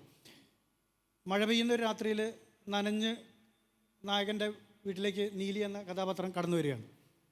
അപ്പം നായകൻ പിന്നെ മഴ നനയേണ്ട, വീട്ടിലേക്ക് കയറി നിൽക്കുമെന്ന് പറഞ്ഞ് ഇതാക്കുകയും പിന്നെ അതിന് തുടർന്നുണ്ടാകുന്ന സംഭവ പരമ്പരകൾ സംവിധായകൻ ആ കാലഘട്ടത്തിൻ്റെ പരിമിതികൾ കൗത്തുന്നുകൊണ്ടാണെങ്കിലും വളരെ ഫലപ്രദമായി ചിത്രീകരിക്കുകയും ചെയ്തിട്ടുണ്ട്. പിന്നീട് സിനിമ മുഴുവൻ ഈ നായകനെ കുറ്റപ്പെടുത്തുകയാണ് ചെയ്യുന്നത്. അവിടെ ഒരു വിരോധാഭാസം ഉണ്ടെന്നാണ് ഞാൻ പറഞ്ഞു വരുന്നത്. ശരിക്കും ഈ നായിക ഇങ്ങനെ കടന്നു വരുമ്പോൾ നായകൻ ഇങ്ങനെ നായികയോട് പെരുമാറിയില്ലായിരുന്നെങ്കിൽ ഈ സിനിമ തന്നെ സംഭവിക്കില്ലായിരുന്നു. ശരി, പിന്നെ നീലിയോട് ഇങ്ങനെ നായകൻ പറയാണ് പിന്നെ അപ്പോൾ നടന്നിട്ടുള്ള കാലാവസ്ഥയെ പറ്റിയിട്ടും പിന്നെ കാർഷിക വ്യവസ്ഥയെ പറ്റിയിട്ടും, അല്ലെങ്കിൽ നായകൻ വായിച്ചുകൊണ്ടിരുന്ന പുസ്തകത്തെ പറ്റിയൊക്കെ സംഭാഷണം നടത്തിയിട്ട് മഴ പെയ്യുമ്പോൾ എന്നാൽ നീ തിരിച്ചു പോയിക്കൊള്ളാൻ പറയുമ്പോൾ നമുക്കും അത്ര ഇഷ്ടാവില്ല. കാരണം ഈ നായകൻ ഒന്നിനും കൊള്ളാത്ത ആളാണെന്ന് നമുക്ക് തോന്നും. അപ്പോൾ തീർച്ചയായിട്ടും നായകൻ നായികയെ പ്രാപിച്ചിരിക്കണം. അതിലൂടെ നായകൻ്റെ ശരീരത്തെ അടയാളപ്പെടുത്തുകയാണ് ചെയ്യുന്നത്. അത് നിസ്സാരമായൊരു കാര്യമല്ല. അവിടെ നിന്ന് മലയാള സിനിമ അതിൻ്റെ നായിക സ്വരൂപത്തെ രൂപപ്പെടുത്താൻ ശ്രമിക്കുകയാണ് ചെയ്യുന്നത്. ചലച്ചിത്ര സിനിമയ്ക്കകത്തെ ലൈംഗിക വീഴ്ച നടത്തുന്ന എല്ലാ നായകന്മാരും ഒരു സ്റ്റേറ്റ്മെൻറ്റ് നടത്തുന്നുണ്ട്. അത് വേറൊന്നുമല്ല, I am having a phallus എന്നുള്ളതാണ്. ഞാനൊരു പുരുഷനാണ് എന്നുള്ള സ്റ്റേറ്റ്മെൻറ്റാണ് എല്ലാ സിനിമകളിലെയും ലൈംഗിക വീഴ്ചയുടെ പിന്നിലുള്ളത്. അത്തരം ഒരു സ്റ്റേറ്റ്മെൻറ്റിലൂടെ നായകൻ അവൻ്റെ ശരീരത്തെ കോർഡിനേറ്റ് ചെയ്യുകയാണ് ചെയ്യുന്നത്. നായകൻ ഒരു ഫസ്റ്റ് പേഴ്സൺ ആയി മാറുകയാണ് ചെയ്യുന്നത്. അതിലൂടെ നായകൻ അവൻ്റെ ശരീരത്തെ ഒരു പ്രത്യേക രീതിയിൽ ലീനിയർ നറേറ്റീവ് ആക്കി തീർക്കുകയാണ് ചെയ്തത് എന്നും ഒരു നിരീക്ഷണത്തിലേക്ക് ഞാൻ എത്തുകയാണ് ചെയ്യുന്നത്. അതുകൊണ്ട് ജനപ്രിയ സിനിമയിൽ ലൈംഗിക വീഴ്ചയും അതേപോലെ തന്നെ ശരീരത്തിൻ്റെ കോർഡിനേഷനും അതിൻ്റെ ലീനിയറായ നറേഷനും ഒക്കെ പരസ്പരം ബന്ധപ്പെട്ട് നിൽക്കുന്ന, വേർതിരിച്ചെടുക്കാൻ കഴിയാത്ത വിധം ബന്ധപ്പെട്ട് നിൽക്കുന്ന ഒരു ഘടനയ്ക്കകത്താണ് അത് നിലനിൽക്കുന്നതെന്ന് പറയാനാണ്. യഥാർത്ഥത്തിൽ ഇതിൽ ഒരു തരം നായകൻ്റെ ഒരു തരം നാർസിസം ഉണ്ട്. വല്ലാത്തൊരു എല്ലാ നായകന്മാരും എപ്പോഴും ആത്മരതിയിൽ അഭിരമിക്കുന്നവരായിരിക്കും, നാർസിസ്റ്റുകളായിരിക്കും എല്ലാ നായകന്മാരും. അത് പിന്നെ സിനിമയിലായിക്കൊള്ളട്ടെ, സമൂഹത്തിലായിക്കോട്ടെ, രാഷ്ട്രീയത്തിലായിക്കോട്ടെ, എല്ലാ നായകന്മാരും അവരെ അടയാളപ്പെടുത്തുന്നത് അവരുടെ ഒരു തരം നാർസിസ്റ്റിക്കായ ഹാലൂസിനേഷനാണ്. നീലക്കുയിലെ നായകന് അടിമപ്പെടുന്നത് ഇത്തരത്തിലുള്ള ഒരു തരം ആത്മരതിപരമായ ഒരു തരം മോഹവലയത്തിനകത്തുനിന്നുകൊണ്ടാണ്. യഥാർത്ഥത്തിൽ നീലി ഒരിക്കലും നായകനെ കാണാൻ വരുന്നില്ല. നായകനിങ്ങനെ ആലോചിച്ച് കൂട്ടുന്നതാണ്. ശരിക്കും പാടത്ത് ചിറകെട്ടിയതിന് ശേഷം നീലി അവളുടെ വീട്ടിലേക്ക് തന്നെ തിരിച്ചു പോകാൻ ഉണ്ടായെന്നുള്ളതാണ് വസ്തുത. പക്ഷേ നായകൻ ആലോചിക്കുകയാണ് തന്നെ കാണാൻ വേണ്ടിയിട്ട് പിന്നെ ഒരു രാത്രിയിൽ ഈ നീലി എന്ന് പറയുന്ന യുവതി തന്നെ കാണാൻ എൻ്റെ അടുത്തേക്ക് വരും എന്നുള്ളത് ഒരുതരം നാർസിസ്റ്റിക് ഹാലൂസിനേഷനിൽ നായകൻ കാണുന്നതാണ്. ഇതേപോലെ തന്നെ ഇതിന് സമാനമായിട്ട് മറ്റൊന്ന് പെട്ടെന്ന് എൻ്റെ ഓർമ്മയിൽ വരുന്നത്, ഇതേ രംഗം മറ്റൊരു രീതിയിൽ മലയാള സിനിമയിൽ ആവർത്തിക്കുന്നത് IVCC സംവിധാനം ചെയ്ത അവളുടെ രാവുകൾ എന്നുള്ള സിനിമയിലാണ്. അവളുടെ രാവുകളിലും ഇതേപോലെ മറ്റൊരു നീലി നായകനെ കാണാൻ രാത്രിയിൽ മഴ നനഞ്ഞു വരുന്നുണ്ട്. ആദ്യത്തെ സ്ത്രീ പിന്നെ കീഴാള സ്ത്രീയാണെങ്കിൽ രണ്ടാമത്തെ സ്ത്രീ നായകനെ കാണാൻ വരുന്നത് ഒരു വേശ്യയാണ്, പ്രോസ്റ്റിറ്റ്യൂട്ടാണ് എന്നുള്ളതാണ്. കുലീന സ്ത്രീകൾ ഒരിക്കലും പിന്നെ നായകൻ്റെ നാർസിസ്റ്റിക് ഹാലൂസിനേഷന് വിധേയമാകുന്ന അത്ര ഞാൻ കണ്ടിട്ടില്ല.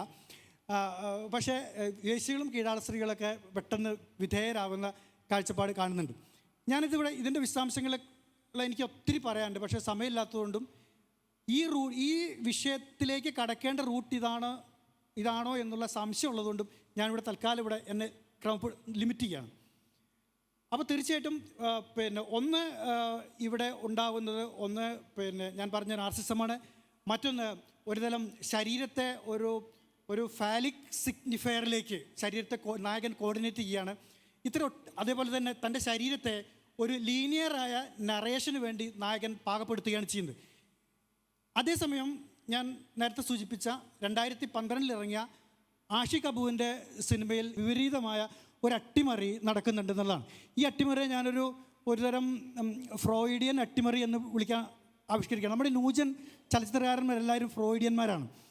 അവർക്കത് അറിയുമെന്ന് എനിക്കറിയില്ല. കാരണം ഈ 22 ഫീമെയിൽ കോട്ടത്തിൽ നമുക്ക് എല്ലാവർക്കും അറിയാം, പിന്നെ നായകനെ കാസ്ട്രേറ്റ് ചെയ്യുകയാണ് ചെയ്യുന്നത്.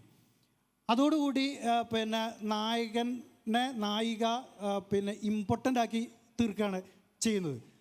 അതായത് 1954 മലയാള സിനിമയിൽ നായികയോട് നായകൻ ചെയ്തതിന് 2012 പ്രതികാരം വീട്ടുന്ന ഒരു രംഗമാണ് ഉണ്ടാകുന്നത്. ഇവിടെയും സിനിമ നേരത്തെ നീലക്കുയിൽ കണ്ട പോലെ തന്നെ ആഷിഖ് കപൂറിൻ്റെ സിനിമയ്ക്ക് ഒരു ഇരട്ടത്താപ്പുണ്ടെന്നാണ് ഞാൻ പറഞ്ഞു വരുന്നത്.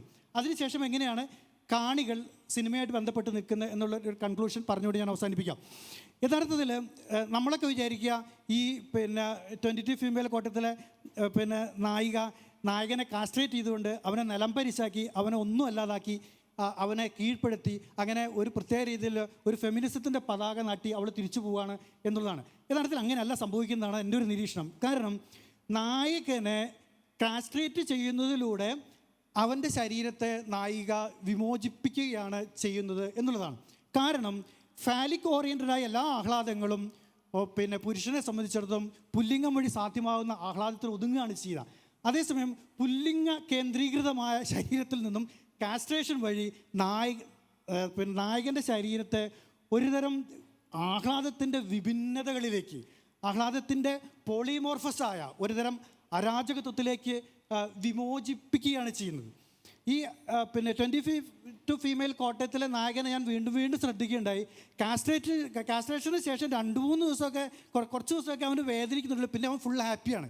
ഞാൻ വിചാരിക്കും എന്തിനാണ് ഇവൻ ഇത്ര ഹാപ്പി ആവുന്നത്? കാരണം അവൻ്റെ പ്രധാനപ്പെട്ട ഒരു വെപ്പൺ ആണ് നഷ്ടമാകുന്നല്ലോ. പക്ഷേ എന്തിനാണ് ഇവൻ ആഹ്ലാദിക്കുന്നത്? കാരണം അവന് വരാൻ പോകുന്നത് വളരെ അതിനു മുമ്പുണ്ടായിരുന്ന ഏകപക്ഷീയമായ ആഹ്ലാദമായിരുന്നെങ്കിൽ അവന് ബഹുകേന്ദ്രീകൃതമായ, മനോവിജ്ഞാനീയത്തിൻ്റെ ഭാഷയിൽ പറഞ്ഞിട്ടുണ്ടെങ്കിൽ പോളിമോർഫസായ ഒരുതരം ആഹ്ലാദത്തിലേക്ക് ഇവനെ നായിക തുറന്ന് വിടുകയാണ് ചെയ്യുന്നത്. ഈ ആഹ്ലാദത്തിൻ്റെ കേന്ദ്രം എന്താണ് എന്നുള്ളതിന് ഉത്തരം തീർച്ചയായിട്ടും അത് ഉപഭോഗ സംസ്കാരത്തിൻ്റെ ഒരു ആഹ്ലാദമാണെന്നുള്ളതാണ്. കാരണം ഉപഭോഗ സംസ്കാരത്തിനകത്ത് അതിൻ്റെ പീക്കിൽ എല്ലാ പുരുഷന്മാർക്കും പുല്ലിംഗം ഒരു ബാധ്യതയായി തീരും എന്നുള്ള ഒരു സത്യം ഞാൻ തുറന്നു പറയാൻ ആഗ്രഹിക്കുകയാണ്. നമ്മളെല്ലാവരും വിചാരിക്കും ഈ പിന്നെ ജെൻഡർ എന്നുള്ള പുരുഷൻ്റെ ഒരു ജെൻഡർ പദവി എന്ന് പറയുന്നത് അവന് ഡോമിനൻസ് കിട്ടാൻ വേണ്ടിയുള്ള ഒന്നാണ് എന്നുള്ളതൊക്കെ തോന്നും. ആ ഫാലസ് എന്നുള്ള സിഗ്നിഫയർ പുരുഷനെ സംബന്ധിച്ചിടത്തോളം ഒരു ഡോമിനൻസ് കീപ്പ് ചെയ്യാനുള്ള ഒന്നായിട്ടാണ് നമുക്ക് പലപ്പോഴും അങ്ങനെ ധരിച്ചു വെച്ചിട്ടുണ്ടെങ്കിൽ, ഒരു ഉപഭോഗ സംസ്കാരത്തിൽ അതിൻ്റെ പീക്കിൽ ഒരു പുരുഷനെ സംബന്ധിച്ചിടത്തോളം അവൻ്റെ ഫാലിക് സിഗ്നിഫയർ, അവൻ്റെ ശരീരത്തെ കോർഡിനേറ്റ് ചെയ്യുന്ന ഫാലിക് സിഗ്നിഫയർ അവൻ്റെ ശരീരത്തെ പരിമിതപ്പെടുത്തുകയും ചുറ്റുപാടുകളിൽ നിന്ന് അവനെ അകറ്റുകയും ഒക്കെ ചെയ്യുന്ന ഒരുതരം തടവായി മാറുകയാണ് ചെയ്യുന്നത്. അതുകൊണ്ട് ഈ തടവിൽ നിന്ന് 22 ഫീമെയിൽ കോട്ടത്തിലെ നായകനെ വിമോചിപ്പിക്കുകയാണ് ചെയ്യുന്നത്. ഇങ്ങനെ വിമോചിക്കപ്പെട്ട നായക ശരീരം പിന്നെ എങ്ങനെയാണ് പ്രവർത്തിക്കുന്നത് എന്നറിയണമെങ്കിൽ ആഷിഖ് അബുവിൻ്റെ മറ്റ് സിനിമകൾ ആലോചിച്ചാൽ മതി. കാരണം ഇപ്പോൾ സോൾട്ട് ആൻഡ് പെപ്പർ എടുത്താലും ശരി, അതുപോലെ ഇടുക്കി ഗോൾഡ് എടുത്താലും ശരി, ഇവരൊക്കെ ഒന്ന് ഗാർഹികമായ ഒരു കാര്യങ്ങളും താല്പര്യമില്ലാത്ത, അല്ലെങ്കിൽ ലൈംഗിക വൃത്തികളിൽ പഴയ നായകന്മാരെ പോലെ മരഞ്ചുറ്റി പ്രേമത്തിനൊന്നും ഇഷ്ടമില്ലാത്ത, അല്ലെങ്കിൽ പിന്നെ നീലക്കുയിലെ നായകനെ പോലെ ലൈംഗിക വൃത്തിയിൽ താല്പര്യമില്ലാത്ത, അവർക്ക് ഫുഡ് കഴിക്കുക, പുക വലിക്കുക, പിന്നെ കണ്ടിടത്തൂടെ അലഞ്ഞു തിരിയുക എന്നുള്ള രീതിയിലുള്ള നായകന്മാരാണ് മിക്കവാറും ആഷിഖ് അബുവിൻ്റെ നായകന്മാരല്ല. ഇടുക്കി ഗോൾഡിൽ പുക വലിക്കാൻ വേണ്ടിയിട്ട് ബസ് പിടിച്ചിട്ട് പഴയ വിദ്യാലയത്തിലേക്ക് പോയി അവിടുത്തെ കാട്ടിൽ പോവുകയും എന്നിട്ട് കഞ്ചാവ് വലിക്കുകയും ചെയ്യുന്ന ഒരു പറ്റം പുരുഷ കഥാപാത്രങ്ങൾ നമുക്ക് കാണാൻ വേണ്ടി കഴിയും. സോൾട്ട് ആൻഡ് പെപ്പറിൽ പിന്നെ ലൈംഗിക ആഹ്ലാദത്തിനേക്കാൾ അപ്പുറം ഭക്ഷണം കഴിക്കുന്നതിൽ ആഹ്ലാദം കണ്ടെത്തുന്ന പിന്നെ നായകനെ അവതരിപ്പിക്കുന്നുണ്ട്. അതേപോലെ തന്നെ പിന്നെ മറ്റൊരു സിനിമയിലുണ്ടല്ലോ ഭക്ഷണം കഴിച്ചിട്ട് തടി കൂടിയിട്ട് പ്രശ്നമാവുന്നത്. അതുവരെയുള്ള സിനിമകൾ ശരീരത്തെ ആവിഷ്കരിക്കുകയായിരുന്നു ചെയ്തിരുന്നതെങ്കിൽ 2010 ശേഷമുള്ള നമ്മുടെ നവതലമുറ ചെയ്യുന്നത് ശരീരത്തെ തന്നെ പ്രശ്നവൽക്കരിക്കുകയാണ് ചെയ്യുന്നത്. ശരീരത്തിനകത്തുള്ള വിടവുകളിലേക്കും വിള്ളലുകളിലേക്കുമൊക്കെ ക്യാമറ ചൂണ്ടുകയാണ് ചെയ്യുന്നത്.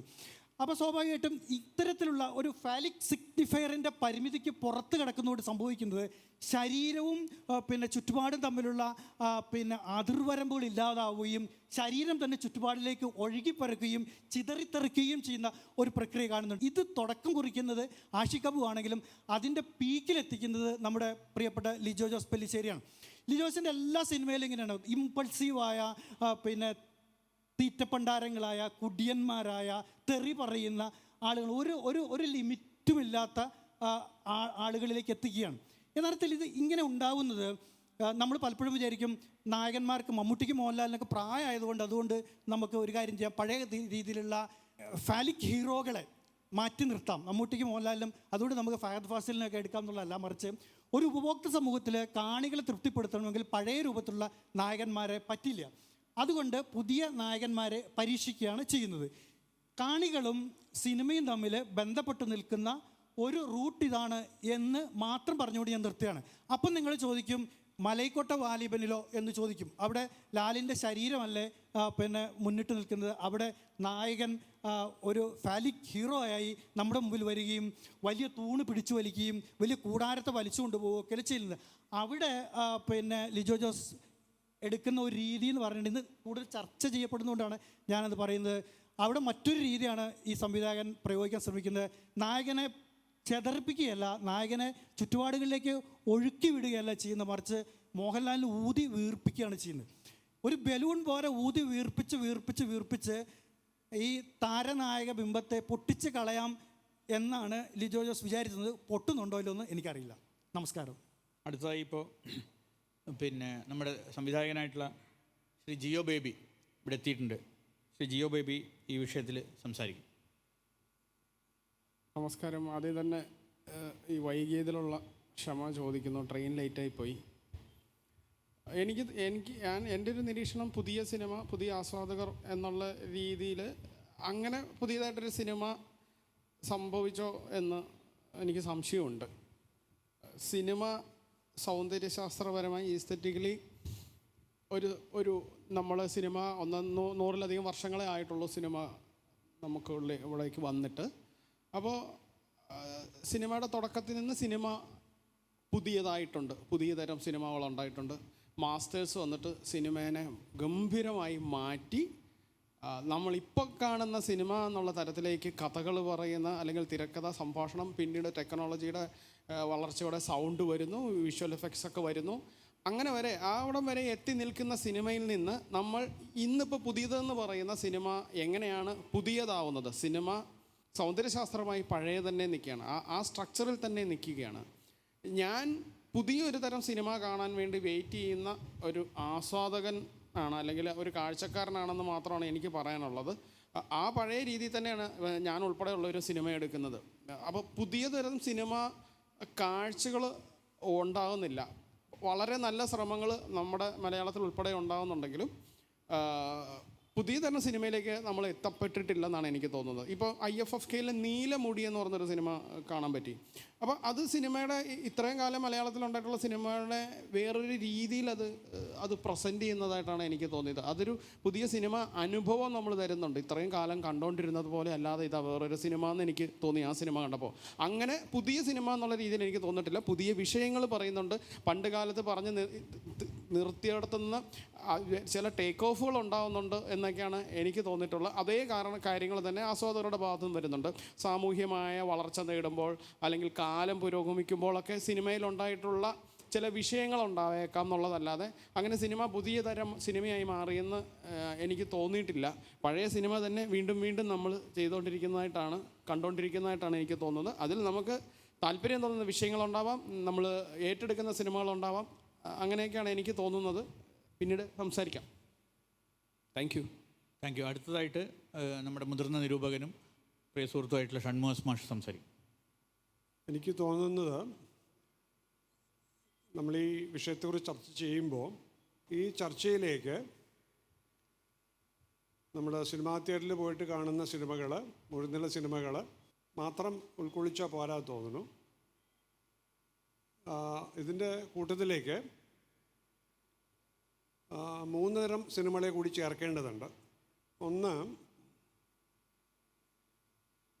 ചെറിയ ചിത്രങ്ങളാണ്, ഷോർട്ട് ഫിലിംസ്, ഹ്രസ്വ ചിത്രങ്ങൾ. പണ്ട് നമുക്ക് സാധാരണയിൽ കാണാൻ പറ്റാത്ത അത്തരത്തിലുള്ള ഹ്രസ്വ ചിത്രങ്ങൾ വീട്ടിലിരുന്ന് യൂട്യൂബിലൊക്കെ കാണാൻ പറ്റുന്നൊരു കാലമാണ്. സുഹൃത്ത് GP മാർട്ടിൻ സ്കോർസെസിനെ കുറിച്ച് പറയാനുണ്ടായി. 1967 വിദ്യാർത്ഥിയായിരിക്കുമ്പോൾ, ചലച്ചിത്ര വിദ്യാർത്ഥിയായിരിക്കുമ്പോൾ അദ്ദേഹം എടുത്തൊരു 4-5 മിനിറ്റ് ദൈർഘ്യമുള്ള സിനിമ ദ ബിഗ് ഷെയ്വ്. വിയറ്റ്നാം യുദ്ധം നടക്കുന്ന കാലമാണ്. ആ സിനിമ നമ്മുടെ ഷോർട്ട് ഫിലിമിൻ്റെ അവസാന ഭാഗത്തിൻ്റെ ക്രെഡിറ്റ്സ് കാണിക്കും. ഏറ്റവും അവസാനം കാണിക്കുമ്പോൾ വിയറ്റ് 67 എന്നൊരു വാക്കുണ്ട്. ദ ബിഗ് ഷെയ്വ് എന്താണ് എന്ന് മനസ്സിലാക്കണമെങ്കിൽ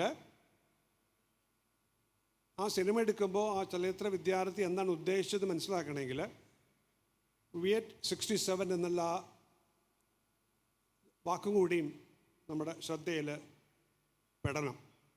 ആ വിയറ്റ്നാം യുദ്ധം നടക്കുന്ന കാലഘട്ടം, അതിനെതിരെ അമേരിക്കയിലെ ചെറുപ്പക്കാർ തെരുവിലിറങ്ങിയ കാലം, വിദ്യാർത്ഥികൾ, സ്ത്രീകൾ തെരുവിലിറങ്ങിയത്.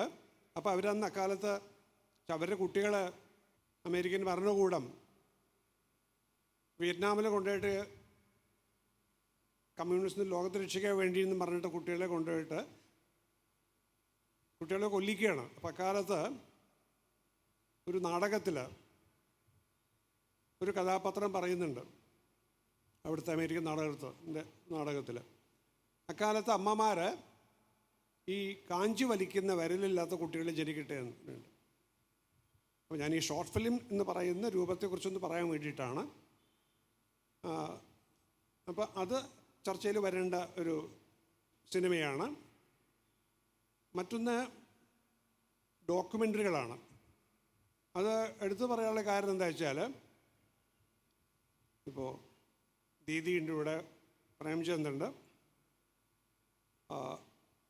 തൃശ്ശൂരിലെ അന്താരാഷ്ട്ര ചലച്ചിത്ര മേള IF50 ഈ കഴിഞ്ഞ മാർച്ചിൽ നടത്തിയപ്പോൾ എൻ്റെ ഓർമ്മയിൽ ഉദ്ഘാടന ചിത്രമായിട്ട് ജോൺ എന്നുള്ള സിനിമയായിരുന്നു. ജോൺ അബ്രഹാമിനെ കുറിച്ചുള്ള, പ്രേംചന്ദ് സംവിധാനം ചെയ്തിട്ടുള്ള, ദീദി ദാമോദരൻ എഴുതിയിട്ടുള്ള, ഇതൊക്കെ ഞാൻ ഓർമ്മയെന്ന് പറയുന്നതാണ്.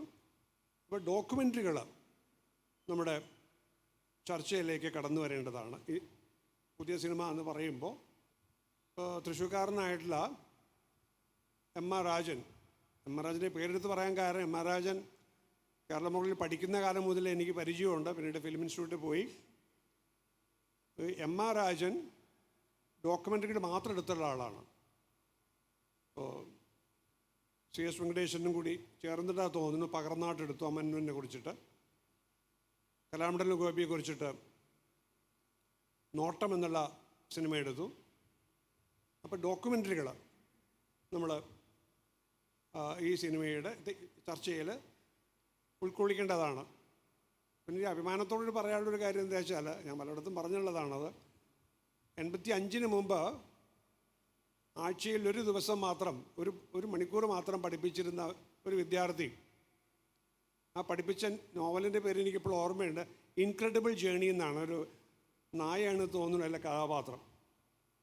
വർഷങ്ങൾക്ക് ശേഷം അദ്ദേഹം 18ാമത്തെ ആനാബണ്ടൊരു സിനിമ പിടിച്ചു, P. ബാലൻ.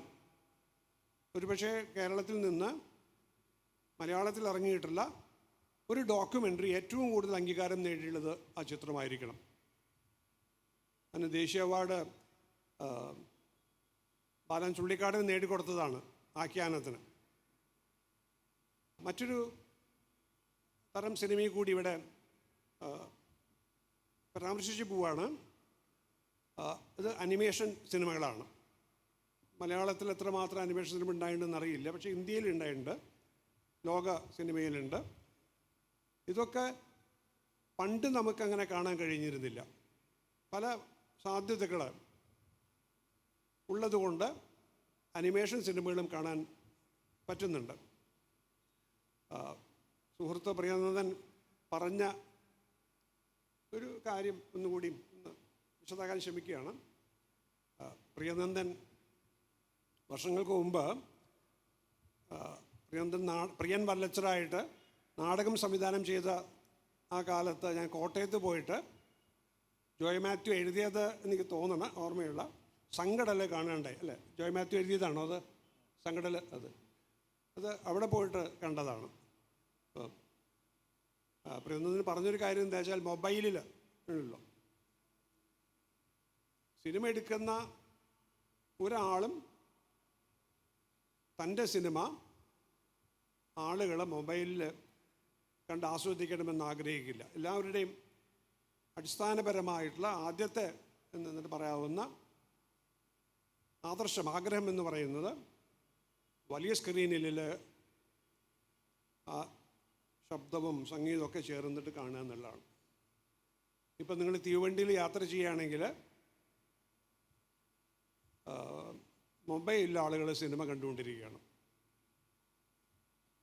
നിങ്ങൾ സിനിമ എടുക്കുന്ന ഒരാളാണ് എങ്കിൽ രണ്ടാമത്തെ മൂന്നാമത്തെയൊക്കെ വട്ടം കാണാച്ച അങ്ങനെ അന്ന് കുഴപ്പം തോന്നില്ല. പക്ഷെ ആദ്യം നിങ്ങളുടെ സിനിമ കാണാൻ നിങ്ങൾ ആഗ്രഹിക്കുക വലിയ സിനിമാശാലയിൽ ഒരാളുകളുടെ കൂടെ ഇരുന്നിട്ട് അത് കാണുക എന്നുള്ളതാണ്. പ്രധാനപ്പെട്ടൊരു പ്രഭാഷണം ഞാൻ ഓർമ്മിക്കുകയാണ്.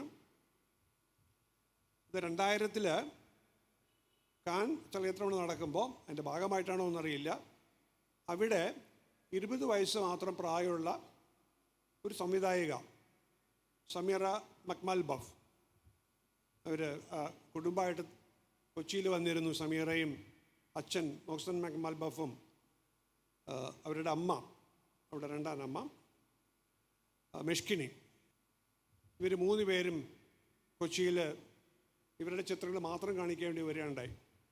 അവിടെ വെച്ചിട്ടാണ് മക്മാൽ ബഫ് അദ്ദേഹത്തിൻ്റെ അമ്മയെ വർഷങ്ങൾക്ക് ശേഷം കാണുന്നത്. ഇറാനിൽ നിന്ന് പുറത്തു പോകേണ്ടി വന്ന അദ്ദേഹത്തിന് വർഷങ്ങൾ കഴിഞ്ഞിട്ട് തൻ്റെ അമ്മയെ കാണാൻ പറ്റിയത് ഈ അമ്മ ഇവരുടെ ചിത്രങ്ങൾ കാണിക്കാൻ വേണ്ടി ഇവർ വന്നപ്പോൾ കൊച്ചിയിൽ വന്നപ്പോഴാണ്. അപ്പോൾ സെമറ മക്മൽ ബഫിൻ്റെ ഒരു പ്രഭാഷണം അത് ഇപ്പോൾ യൂട്യൂബിൽ ലഭ്യമാണ്. 2000 നടന്നൊരു പ്രഭാഷണമാണ്. മെയ് 9 2000 നടത്തിയ ഒരു പ്രഭാഷണമാണ്. ആ പ്രഭാഷണത്തിൻ്റെ പേര് the digital revolution and the future of cinema എന്നാണ്. ഇപ്പോൾ 24 കൊല്ലമായി. The digital revolution and the future of cinema. ഈ 55 അല്ലെങ്കിൽ 50-കളിൽ 60-കളിൽ ഗോദാട് കൂട്ടരൊക്കെ അവരുടെ ഒരു ആദർശമായിട്ട് പറഞ്ഞത് എങ്ങനെയാണ് ക്യാമറ പേനയായിട്ട് ഉപയോഗിക്കാൻ പറ്റുക എന്നുള്ളതാണ്. ഇതേ ആദർശം തന്നെയാണ് മറ്റൊരു തരത്തിൽ ഈ പ്രഭാഷണത്തിൽ അവർ പറഞ്ഞത്. അവർ പറയുന്നത് ഈ ക്യാമറ എങ്ങനെ പേനയായിട്ട് ഉപയോഗിക്കാം എന്നുള്ളതിൻ്റെ സാധ്യത ഇപ്പോൾ നമുക്ക് ലഭിച്ചിരിക്കുന്നു എന്നാണ്. ഈ കണ്ണട കയ്യിലെടുത്ത് നടക്കാൻ പറ്റുന്നത് പോലെ ക്യാമറ കയ്യിലെടുത്ത് കനമൊന്നുമില്ലാണ്ട് ഒരു കയ്യിലെടുത്ത് നടന്ന് സിനിമ എടുക്കാൻ പറ്റുന്നൊരു കാലം വന്നിരിക്കുന്നു. അപ്പോൾ വലിയ തരത്തിൽ വിപ്ലവം ഉണ്ടാവും. അതുപോലെ ഇൻ്റർനെറ്റ് കടന്നു വരും. നിങ്ങളെടുക്കുന്ന സിനിമ ലോകം മുഴുവൻ കാണാനുള്ള ഒരേ സമയത്ത് കാണാനുള്ള സംവിധാനം വരികയാണ് എന്നൊക്കെ പറയുന്ന ഒരു പ്രഭാഷണമാണത്. ആ പ്രഭാഷണത്തിൽ പറയുന്ന മറ്റൊരാശയം അവർ പറയുന്നത് സിനിമ എന്നുള്ളത് ഒരു സാഹിത്യോത്സവമാണല്ലോ. സാഹിത്യോത്സവത്തിൻ്റെ ഭാഗമായിട്ട് നടക്കുന്ന സിനിമയെക്കുറിച്ചുള്ള ചർച്ചയാണ്. അവർ പറയുന്നത് 21-ാം നൂറ്റാണ്ടിലെ സാഹിത്യമായിരിക്കും സിനിമ എന്നാണ്. ഞാൻ എൻ്റെ വാക്കുകൾ നിർത്തുന്നു. താങ്ക് യു മാഷ്. ഇനി നമ്മുടെ പാനലിൽ ഒരാളാ കൂടിയാണുള്ളത്. നമ്മുടെ സുഹൃത്തും തിരക്കഥാകൃത്തും സംവിധായികയും അതുപോലെ തന്നെ വിമർശകയൊക്കെ ആയിട്ടുള്ള ശ്രീമതി ദീദി ദാമോദരൻ ഒരു സംസാരം. എല്ലാവർക്കും നമസ്കാരം. പുതിയ സിനിമ പുതിയ കാണി എന്നാണെങ്കിൽ ഞാൻ എന്നെ ഐഡൻറ്റിഫൈ ചെയ്യുന്ന ഒരു സ്ത്രീയായിട്ടാണ്. ആ നിലയ്ക്ക് എനിക്ക് ഒരു സിനിമയും പുതിയതുമല്ല, ഒരു കാണിയും പുതിയതല്ല. കാരണം ഷിബുവിൻ്റെ ക്ലാസ്മേറ്റ് ഷിബു ഫാലോസെൻട്രിസിസത്തിനെ പറ്റി പറഞ്ഞു. ഞങ്ങൾ പഠിച്ചത് ആ പഠിച്ച തിയറി യാതൊരു മാറ്റവും ഇല്ലാതെ, കാലഹരണപ്പെട്ടിട്ടില്ലാതെ, ഭേദഗതികൾ ചെയ്യേണ്ടി വരാതെ ഇപ്പോഴും ഫാലോസെൻട്രിസിസം പഠിപ്പിക്കേണ്ടി വരുന്ന ഗതികേടിലിരിക്കുന്ന ഒരാളാണ് ഞാൻ. ഫാലസ് എന്ന് പറഞ്ഞാൽ ഫ്രോയിഡിയൻ ഫാലസ് മാത്രമല്ല, ലെക്കാനിയൻ ഫാലസും ഉണ്ട്. ആ പറയുന്ന ഫാലസിൻ്റെ അപ്പുറത്തേക്ക്, ഫാലോസെൻട്രിസിസത്തിൻ്റെ അപ്പുറത്തേക്ക് ഒരു സിനിമയും ഞാൻ കണ്ടിട്ടില്ല. വളരെ അപൂർവമായിട്ടേ ഉള്ളൂ. ഇതിൻ്റെ ഭാഷ നവീകരിച്ചു, പുതിയ സിനിമ, നവസിനിമ എന്നൊക്കെ പല രീതിയിൽ പറഞ്ഞു കേട്ടിട്ടുണ്ട്. പക്ഷേ സ്ത്രീ എന്നുള്ള നിലയ്ക്ക് എനിക്ക്, അല്ലെങ്കിൽ വേറെ നിലയ്ക്ക്, ഏതെങ്കിലും നിലയ്ക്ക് ഫാലിക് എന്ന് പറയുന്ന സെൻട്രിസിസത്തിൻ്റെ ഭാഗമാവാൻ പറ്റാതെ നിൽക്കുന്ന ഏത് ജെൻഡറിലുള്ള ഒരാൾക്കും രസിക്കാൻ പറ്റുന്ന ഏതെങ്കിലും ഒരു സിനിമ ഉണ്ടായിട്ടുണ്ടോ എന്ന് എനിക്കറിയില്ല. I seriously doubt. എനിക്കില്ല. ഞാൻ സിനിമ കാണുമ്പം കൃത്യമായിട്ടും എനിക്ക് ഫാലസിനെ കാണാം. The erected penis. I am not talking about the penis, I am talking about the erected penis. ആ പൊട്ടൻഷ്യൽ ഉണ്ടല്ലോ, മെയിൽ ഡോമിനൻ്റ് എന്ന് പറയുന്ന ആ പൊട്ടൻഷ്യലിൻ്റെ ചുറ്റും നിന്നിട്ടല്ലാതെ നമ്മൾ സിനിമകൾ ആരും എടുക്കാറില്ല. അതിൻ്റെ കാരണം ഒന്ന്, ഇത് ആരുടെ താല്പര്യമാണ് എന്ന് ചോദിച്ചാൽ ക്യാപിറ്റൽ കൈയാളുന്നവരൊക്കെ ആണുങ്ങളായതുകൊണ്ടാണ്. അങ്ങനെ അല്ലാതൊരു ശ്രമം നടത്തിയ ജോണിനെ പറ്റി 36 കൊല്ലം ഓർക്ക പോലും ചെയ്തിട്ടില്ല നമ്മളാരും. ആ ജോണിൻ്റെ പേരിലൊരു സിനിമ എടുത്തത് ഇന്ന് നവസിനിമയോ അല്ലെങ്കിൽ പുതിയ സിനിമയോ ഒക്കെ പറഞ്ഞ കൂട്ടത്തിൽ നമുക്ക് ലിസ്റ്റ് ചെയ്യാൻ പറ്റിയിട്ടില്ല. ജോണിനെ പറ്റി, ജോണിന് വെച്ചൊരു ട്രിബ്യൂട്ട് ഷൺമുഖദാസൻ മാഷിക്ക് തോന്നിയത് അത് ഡോക്യുമെൻ്ററി ആണെന്നാണ്. വാസ്തവത്തിൽ അത് ഫീച്ചർ ഫിലിമാണ്. ഡോക്യുമെൻ്ററി അതിൻ്റെ കൂടെ പാരലായിട്ട് എടുത്തിട്ടുണ്ട്. ജോണിനെ പറ്റി 36 കൊല്ലത്തിന് ശേഷം ഓർത്തിട്ട് യാതൊരു ലാഭവും ചിന്തിക്കാതെ ജോണിൻ്റെ കൂടെ നടന്ന ആൾക്കാരുടെ സ്വപ്നം സാക്ഷാത്കരിച്ച ആ സിനിമയോട് നമ്മൾ എന്താണ്, ഈ നവീകരിച്ച പുതിയ കാണികൾ എന്താണ് ചെയ്തത് എന്ന് നമുക്കറിയാം. ഇവിടെ ഒരു പാരഡൈം ഷിഫ്റ്റ് പ്ലാൻ ചെയ്തുകൊണ്ട് സ്ത്രീകൾ കർത്തൃത്വത്തിൽ നിന്നുകൊണ്ടൊരു സിനിമ ചെയ്ത് തുടങ്ങണം എന്നത് പറഞ്ഞപ്പോൾ മനസ്സിലായ ഒരു സർക്കാരാണ് നമുക്കുള്ളത്. അവരാണ് 3 കോടി രൂപ ബജറ്റിൽ സ്ത്രീകൾക്ക് അവരുടെ കർത്തൃത്വത്തിൽ സിനിമ എടുക്കാൻ വേണ്ടി മാറ്റിവെച്ചത്. അതൊരു പാരഡൈം ഷിഫ്റ്റ് ആണെന്ന് പോലും ആൾക്കാർക്ക് മനസ്സിലായോ എന്ന് എനിക്ക് അറിഞ്ഞൂടാ. പാതിയിലധികം വരുന്ന സ്ത്രീ കാണികൾ വിചാരിച്ചിരുന്നെങ്കിൽ ആ പുറത്തിറങ്ങിയ KSFDCൻ്റെ സ്ത്രീകളെടുത്ത സിനിമകൾ ഇങ്ങനെ ഈ വിധം ആൾക്കാർ കാണാതെ മാറ്റിവെക്കപ്പെടേണ്ട വരില്ലായിരുന്നു.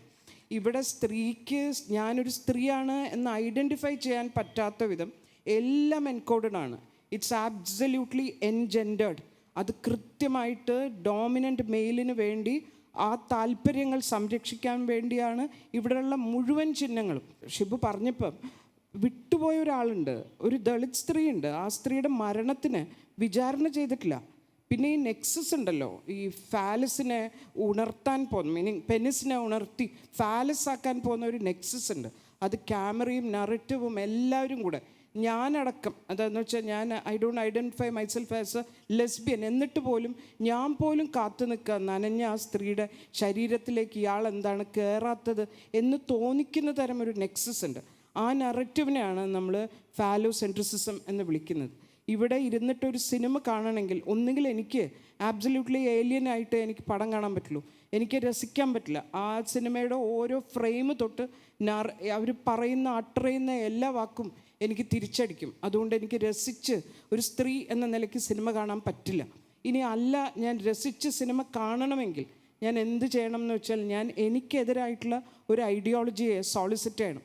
ഞാൻ എനിക്കെതിരായിട്ടുള്ള ഒരു തിയറിയെ, സ്ത്രീയെ സബ്മിസീവ് ആക്കുന്ന, സ്ത്രീയെ ഡീഗ്രേഡ് ചെയ്യുന്ന ഒരു ഐഡിയോളജിക്ക് അടിയൊപ്പ് ചാർത്തിയിട്ടല്ലാതെ എനിക്കൊരു സ്ത്രീ കാണിയായിട്ട് സിനിമ കാണാൻ പറ്റില്ല. ഇപ്പം എന്നെ സംബന്ധിച്ച് സ്ത്രീ എന്ന നിലയ്ക്ക് ഞാൻ എന്നെ ഐഡൻറ്റിഫൈ ചെയ്യുമ്പം സിനിമ ഒരു നിലയ്ക്കും നവീകരിക്കപ്പെട്ടിട്ടില്ല. ഫാലസിന് ചുറ്റും എന്ന് പറഞ്ഞാൽ അതിൽ പെനിസ് എൻവിയും ഉണ്ട്. അതുകൊണ്ടാണ് 22 ഫീമെയിൽ കോട്ടയവും ഫാലോസെൻട്രിക് ആവുന്നത്. അതിനെ ഇല്ലായ്മ ചെയ്യുക എന്നതല്ല ഒരു സ്ത്രീ ചെയ്യേണ്ടതെന്ന് എനിക്ക് തോന്നുന്നു. സ്ത്രീകൾക്ക് അതല്ലാത്ത കുറേ ഓട്ടോണമസ് ആയിട്ടുള്ള പല റോളുകളെയും പറ്റി ആലോചിക്കേണ്ടതുണ്ട്, അങ്ങനെയൊക്കെ ചിന്തിക്കേണ്ടതുണ്ട്. അതിനൊന്നും നമുക്ക് പറ്റാത്ത വിധം, നമുക്ക് അതിനുള്ള ഭാഷ പോലും കണ്ടുപിടിക്കാൻ പറ്റാത്ത വിധം ഇപ്പം ഞാൻ കാണുന്നുണ്ട് ലിജോ ജോസ് പല്ലിശ്ശേരിയുടെ സിനിമയുടെ ആഘോഷം.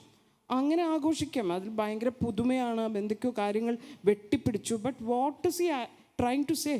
അത് കൃത്യമായിട്ട് മോഹൻലാൽ എന്ന് പറയുന്ന ഫാലസിൻ്റെ ചുറ്റുമുള്ള ലീലകളല്ലാതെ. അതിൽ എനിക്ക് വിഷമം തോന്നി. ഞാൻ ഫേസ്ബുക്കിൽ ഓരോരുത്തരും ഈ സിനിമ എങ്ങനെ കണ്ടു എന്ന് നോക്കുമായിരുന്നു.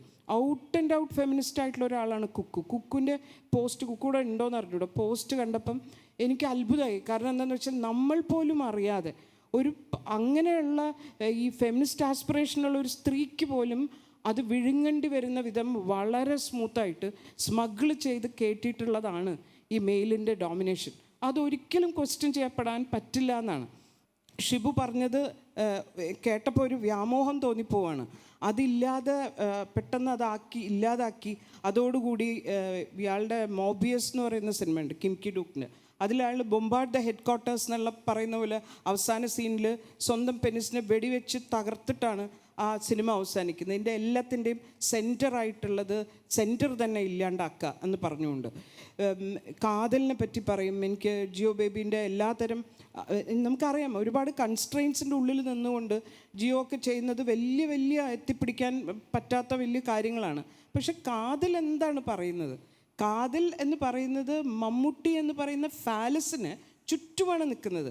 എന്തുകൊണ്ടാണ് മമ്മൂട്ടിക്കും മോഹൻലാലിനും ഒക്കെ സ്വന്തം ഏജ് കളിക്കാൻ പറ്റാത്തത്? കാരണം പ്രായമായാൽ ഇറക്ഷൻ ഓഫ് ദി പെനിസ് ആലോചിക്കാൻ പറ്റില്ല ആൾക്കാർക്ക്. പ്രായമായ ഒരു നായകനെ, അസുഖമായ നായകനെ ഒന്നും ചിന്തിക്കാൻ പറ്റില്ല. നമുക്ക് we are concerned about the phallus. അതുകൊണ്ടാണ് ഗതികെട്ട് കിതപ്പ് ഒളിപ്പിച്ച് വെച്ചുകൊണ്ട് പ്രായമായിട്ടും നായകന്മാർക്ക് ചെറുപ്പക്കാരായിട്ടുള്ള എന്ന് വെച്ചാൽ ആ പൊട്ടൻഷ്യൽ മെയിൽ ഉണ്ടല്ലോ അത് തന്നെ എനാക്ട് ചെയ്യേണ്ടി വരുന്നത്. അതുകൊണ്ടാണ് കാതലിൻ്റെ എല്ലാം കേന്ദ്രീകരിക്കുന്നത് മമ്മൂട്ടി എന്ന് പറയുന്ന ക്യാരക്ടറിൻ്റെ. അത് കുറ്റപ്പെടുത്തിക്കൊണ്ട് പറയുന്നതല്ല, ഞാൻ പറയുന്നത് അങ്ങനെയൊക്കെ ചെയ്തതുകൊണ്ടാണ് കാതൽ ചർച്ച ചെയ്യാനെങ്കിലും വന്നത് നമുക്കറിയാം. പക്ഷേ അൾട്ടിമേറ്റ്ലി നമ്മൾ ചെയ്യുന്നത് മമ്മൂട്ടി എന്ന് പറയുന്ന ഒരു ക്യാരക്ടർ ഉണ്ടാക്കിയ.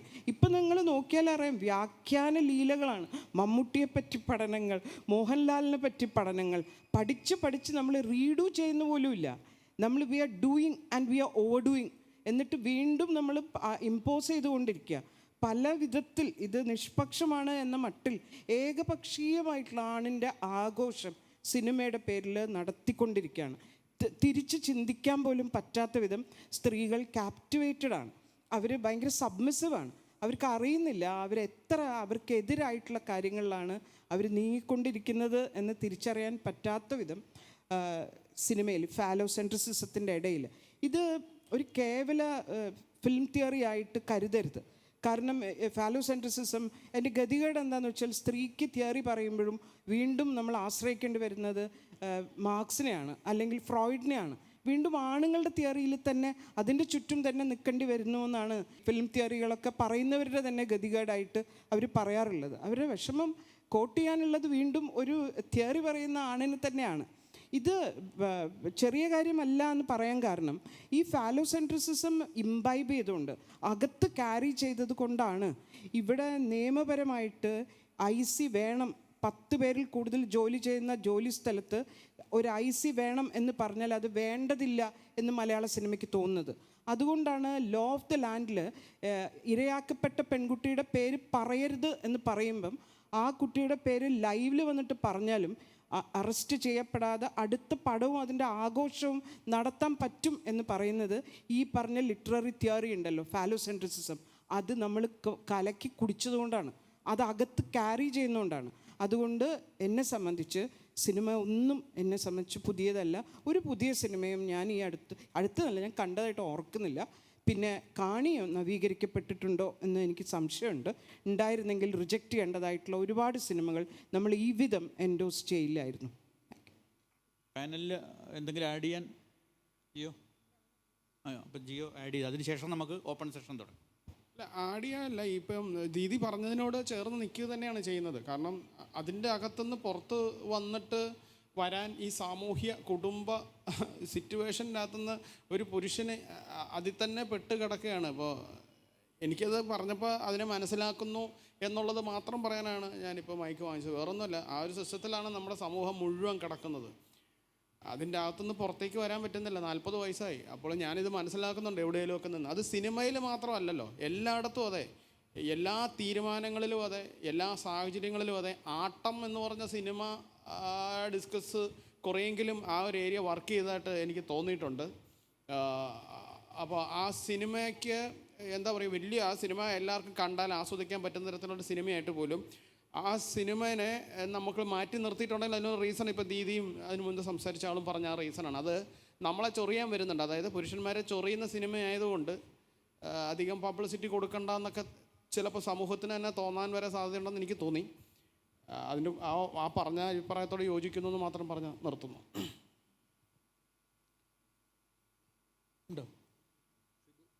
ഞാൻ മൊത്തത്തിലൊരു സർക്കാസം പറഞ്ഞാണ്, അല്ലാണ്ട് ഞാൻ സീരിയസ് ആയിട്ട് ഒന്നും പറഞ്ഞിട്ടില്ല. പുതിയ സിനിമയിൽ കംപ്ലീറ്റ് പുരുഷാധികാരത്തിന് പുറത്തിടുന്നതൊന്നും ഞാൻ ഒരിക്കലും പറയില്ല. ഞാൻ ഈ 22 ഫീമെയിൽ കോട്ടയത്തിൽ അങ്ങനെ ഒരു സംഭവം ഉണ്ടായി. പക്ഷേ അത് വലിയൊരു വിമോചനമൊന്നുമല്ല. അത് ഈ ഉപഭോക്തൃ സമൂഹത്തിൽ പുരുഷ ശരീരം അനുഭവിക്കുന്ന ചില ഫ്ലക്ച്വേഷൻസിന് ചൂണ്ടിക്കാണിക്കാൻ വേണ്ടി ഞാൻ എൻ്റെ ചില ഭാഷ ഉപയോഗിച്ചിട്ടുള്ളൂ. അല്ലാണ്ട് ദീദി പറയുന്നത് പോലെ ഒന്നും ഞാൻ അങ്ങനെ എതിരായിട്ടൊന്നുമല്ല. ഞാനിപ്പോൾ അങ്ങനെ വലിയൊരു വിപ്ലവം മലയാള സിനിമയിൽ നടന്നു എന്ന് വിചാരിക്കണമില്ല.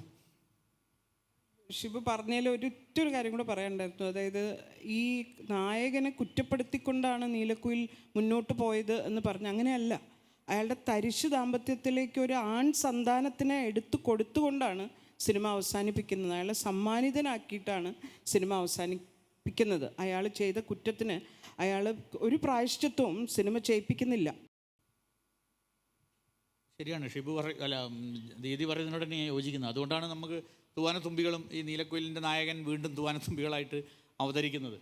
അതിൻ്റെ ഇനി നമുക്ക് ഓപ്പൺ സെഷനാണ്. ഓപ്പൺ സെഷനിൽ നിങ്ങൾ കഴിയുന്നതും ഷോർട്ടായിട്ട് എല്ലാവർക്കും പങ്കെടുക്കാൻ കഴിയുന്ന രീതിയിൽ ഈ ഇവിടെ സംസാരിച്ചതായി ബന്ധപ്പെട്ടുകൊണ്ട് ഇവിടുത്തെ പ്രതിനിധികളിൽ നിന്ന് ഉള്ള പ്രതികരണങ്ങൾ പ്രതീക്ഷിക്കുന്നു. എൻ്റെ പേര് ശ്രീകണ്ഠൻ വിയാറാണ്. ഈ പുതിയ സിനിമ പുതിയ ആസ്വാദകർ എല്ലാവർക്കും ഇഷ്ടപ്പെടുന്ന വിഷയമാണ്. താല്പര്യമില്ലാത്തവരും വരെ താല്പര്യം കാണിക്കുന്നതാണ് ഈ പുതിയ ആസ്വാദകർ. ഓൾഡ് ജനറേഷനും ഉണ്ട്, ന്യൂ ജനറേഷനും ഉണ്ട്. എന്നാൽ ഈ പുതിയ സിനിമയിൽ എല്ലാം പൂർത്തിയാക്കിയാൽ സിനിമ റിലീസാവാറില്ല. അതിനെക്കുറിച്ചുള്ള പരാമർശിക്കുന്നത് എനിക്കറിയാവുന്ന ചില പ്രൊഡ്യൂസേഴ്സുണ്ട്, അഭിനയിച്ചവർ, അവരിപ്പം ജീവിച്ചിരിപ്പില്ല. അതിനെന്ത് സംഭവിച്ചു എന്ന് പരാമർശിക്കുന്നു. ഇപ്പോൾ ഇവിടെ നേരത്തെ സാറ് ഇപ്പോൾ പൊതുവായിട്ടാണ് ആരെങ്കിലും മറുപടി പറഞ്ഞാൽ 1-2 പേര് മറുപടി പറഞ്ഞാലും മതി. ഹ്രസ്വ സിനിമയുണ്ട്, ദീർഘ സിനിമയുണ്ട്. ഇപ്പം സിനിമ തന്നെ സമയക്രമം ചുരുക്കണമെന്ന് പറയുന്നത് 2.5 മണിക്കൂർ സിനിമ ഉണ്ടെങ്കിൽ 2 മണിക്കൂർ 1.5 മണിക്കൂർ. ഞാനൊരു ഫിലിം പ്രൊഡ്യൂസറുടെ കൂടെ ജോലി ചെയ്തതാണ്. ഒരു 2 വർഷത്തോളം ആ സിനിമയിലെ ആ സിനിമ മാഗസിൻ്റെ എഡിറ്ററായി ജോലി നോക്കിയതാണ്. പല പുതുമുഖങ്ങളെയും താരങ്ങളെയൊക്കെ ഉൾപ്പെടുത്തി പബ്ലിഷ് ചെയ്തതാണ്. പക്ഷേ അയാൾ റിലീസാക്കാൻ ശ്രമിച്ച സിനിമ റിലീസായിട്ടില്ല. ഇതുപോലെ നിരവധി സിനിമകൾ റിലീസാകാത്ത സാഹചര്യമുണ്ട്. അവർ ആ സിനിമയ്ക്കുള്ളിൽ അഭിനയിച്ചവരെയോ പിന്നെ അത് കഥയ്ക്കോ തിരക്കഥയ്ക്കോ എന്ത് സംഭവിച്ചതെന്ന് ഇതുവരെയും അറിയില്ല. അതിനെക്കുറിച്ചൊന്ന് പരാമർശിച്ച സഹായമോ? ഇപ്പം ഏത് സിനിമയാണെന്നല്ലോ അതിപ്പോൾ നമുക്ക് അതിൻ്റെ യാഥാർത്ഥ്യം അറിയില്ല. അപ്പോൾ അതിനെക്കുറിച്ചൊന്നും പറയാൻ കഴിയില്ല എന്നാണ് പറയുന്നത്. നമസ്കാരം, എൻ്റെ ചോദ്യം ദീദിയോടാണ്. പേര് പറഞ്ഞോളൂ. എൻ്റെ പേര് ആമിന, തൃശ്ശൂരിൽ തന്നെയാണ്. ആദ്യം തന്നെ ചോദ്യത്തിൽ എന്തെങ്കിലും ബുദ്ധിമുട്ടുണ്ടാവുകയാണെങ്കിൽ പാനൽ ഉൾപ്പെടെ ദീദി ഉൾപ്പെടെ എല്ലാവരും ക്ഷമിക്കണം എന്നൊരു അഭ്യർത്ഥന ഉണ്ട്. എൻ്റെ ചോദ്യം ഒരു നോവലുകളുമായിട്ട് അല്ലെങ്കിൽ വായനയുമായിട്ട് ബന്ധപ്പെട്ട ഒരു ലോകപ്രശസ്തമായ ഒരു കോട്ടിൽ നിന്ന് ഞാൻ തുടങ്ങാം. നമുക്ക് വായിക്കാൻ ഉതകുന്ന തരത്തിലുള്ളൊരു പുസ്തകം ഈ ലോകത്ത് രചിക്കപ്പെട്ടിട്ടില്ല എന്നുണ്ടെങ്കിൽ അത്തരമൊരു പുസ്തകം നമ്മൾ രചിക്കുക എന്ന് വളരെ ഫേമസ് ആയിട്ടുള്ളൊരു കോട്ട് നമ്മൾ വളരെ ഫെമിലിയർ ആയിട്ടുള്ളൊരു കാര്യമാണ്.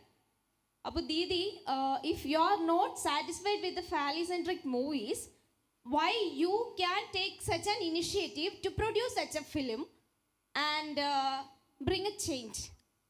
ആൻസർ പ്രതീക്ഷിക്കുന്നു. ഒരുപാട് സ്ഥലത്ത് പറഞ്ഞിട്ടുള്ളതുകൊണ്ടാണ് അത് പറയാത്തത്. Every time I do something and I end up saying I M screwed up എന്ന് പറയേണ്ടി വരിക. ഞാൻ എഴുതിയ സിനിമ അല്ലാത്ത ഒരു സിനിമ സ്ക്രീനിൽ കാണേണ്ടി വന്നപ്പം എനിക്ക് അതിൻ്റെ തിരക്കഥ വേറെ പബ്ലിഷ് ചെയ്യേണ്ടി വന്നതാണ്. ഗുൽമോഹർ എന്ന് പറയുന്ന ജെൻഡറാണ് പ്രധാന കൺസേൺ ആയിട്ട് ചെയ്ത് വെച്ച ഒരു തിരക്കഥ. അതല്ലാത്ത ഫോമിൽ ഗുൽമോഹറായിട്ട് സ്ക്രീനിൽ വന്നപ്പം എനിക്ക് അതിൻ്റെ ഒറിജിനൽ തിരക്കഥ പബ്ലിഷ് ചെയ്യേണ്ടി വന്നു. വീണ്ടും അടുത്ത സിനിമ ചെയ്തപ്പം അതുമായിട്ട് യാതൊരു ബന്ധമില്ലാത്തതുകൊണ്ട് എനിക്ക് ആ സിനിമ തിയേറ്ററിൽ പോയി കാണാൻ പറ്റാതെ ഞാൻ എനിക്ക് പുസ്തകം എഴുതേണ്ട ആവശ്യമില്ല. കാരണം ആ സ്ക്രിപ്റ്റ് കൊണ്ട് എനിക്ക് വേറൊരു സിനിമ ചെയ്യാം. ആകെ തൃപ്തികരമായിട്ട് തോന്നിയിട്ടുള്ള ഒരു സിനിമ രേവതി ഡയറക്റ്റ് ചെയ്ത, മറ്റു രണ്ടും ജയരാജായിരുന്നു ചെയ്തത്. രേവതി ഡയറക്റ്റ് ചെയ്ത സിനിമയ്ക്ക് എനിക്ക് ഒരു ബുദ്ധിമുട്ടും ഉണ്ടായിരുന്നില്ല. അപ്പോഴാണ് എന്താണ് സ്ത്രീ കർത്തൃത്വം എന്ന് ഞാൻ തിരിച്ചറിഞ്ഞത്.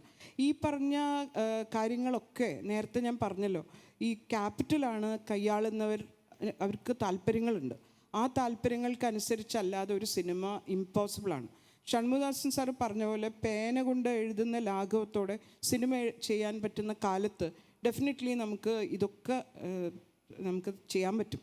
ഇനിയും ഒരു സിനിമ ചെയ്തിട്ട് പല എന്താണ് സിനിമയുടെ പാതിയിൽ ഞാൻ വാങ്ങിയ അഡ്വാൻസ് തിരിച്ചു കൊടുത്തിട്ടുണ്ട്. കാരണം ഇനിയും എൻ്റെ സിഗ്നേച്ചർ ഇല്ലാത്തൊരു സിനിമ എൻ്റെ പേരിൽ ഇറങ്ങാൻ പാടില്ല എന്ന് നിർബന്ധമുള്ളതുകൊണ്ട് ഞാൻ മാറി നിന്നിട്ടുണ്ട്.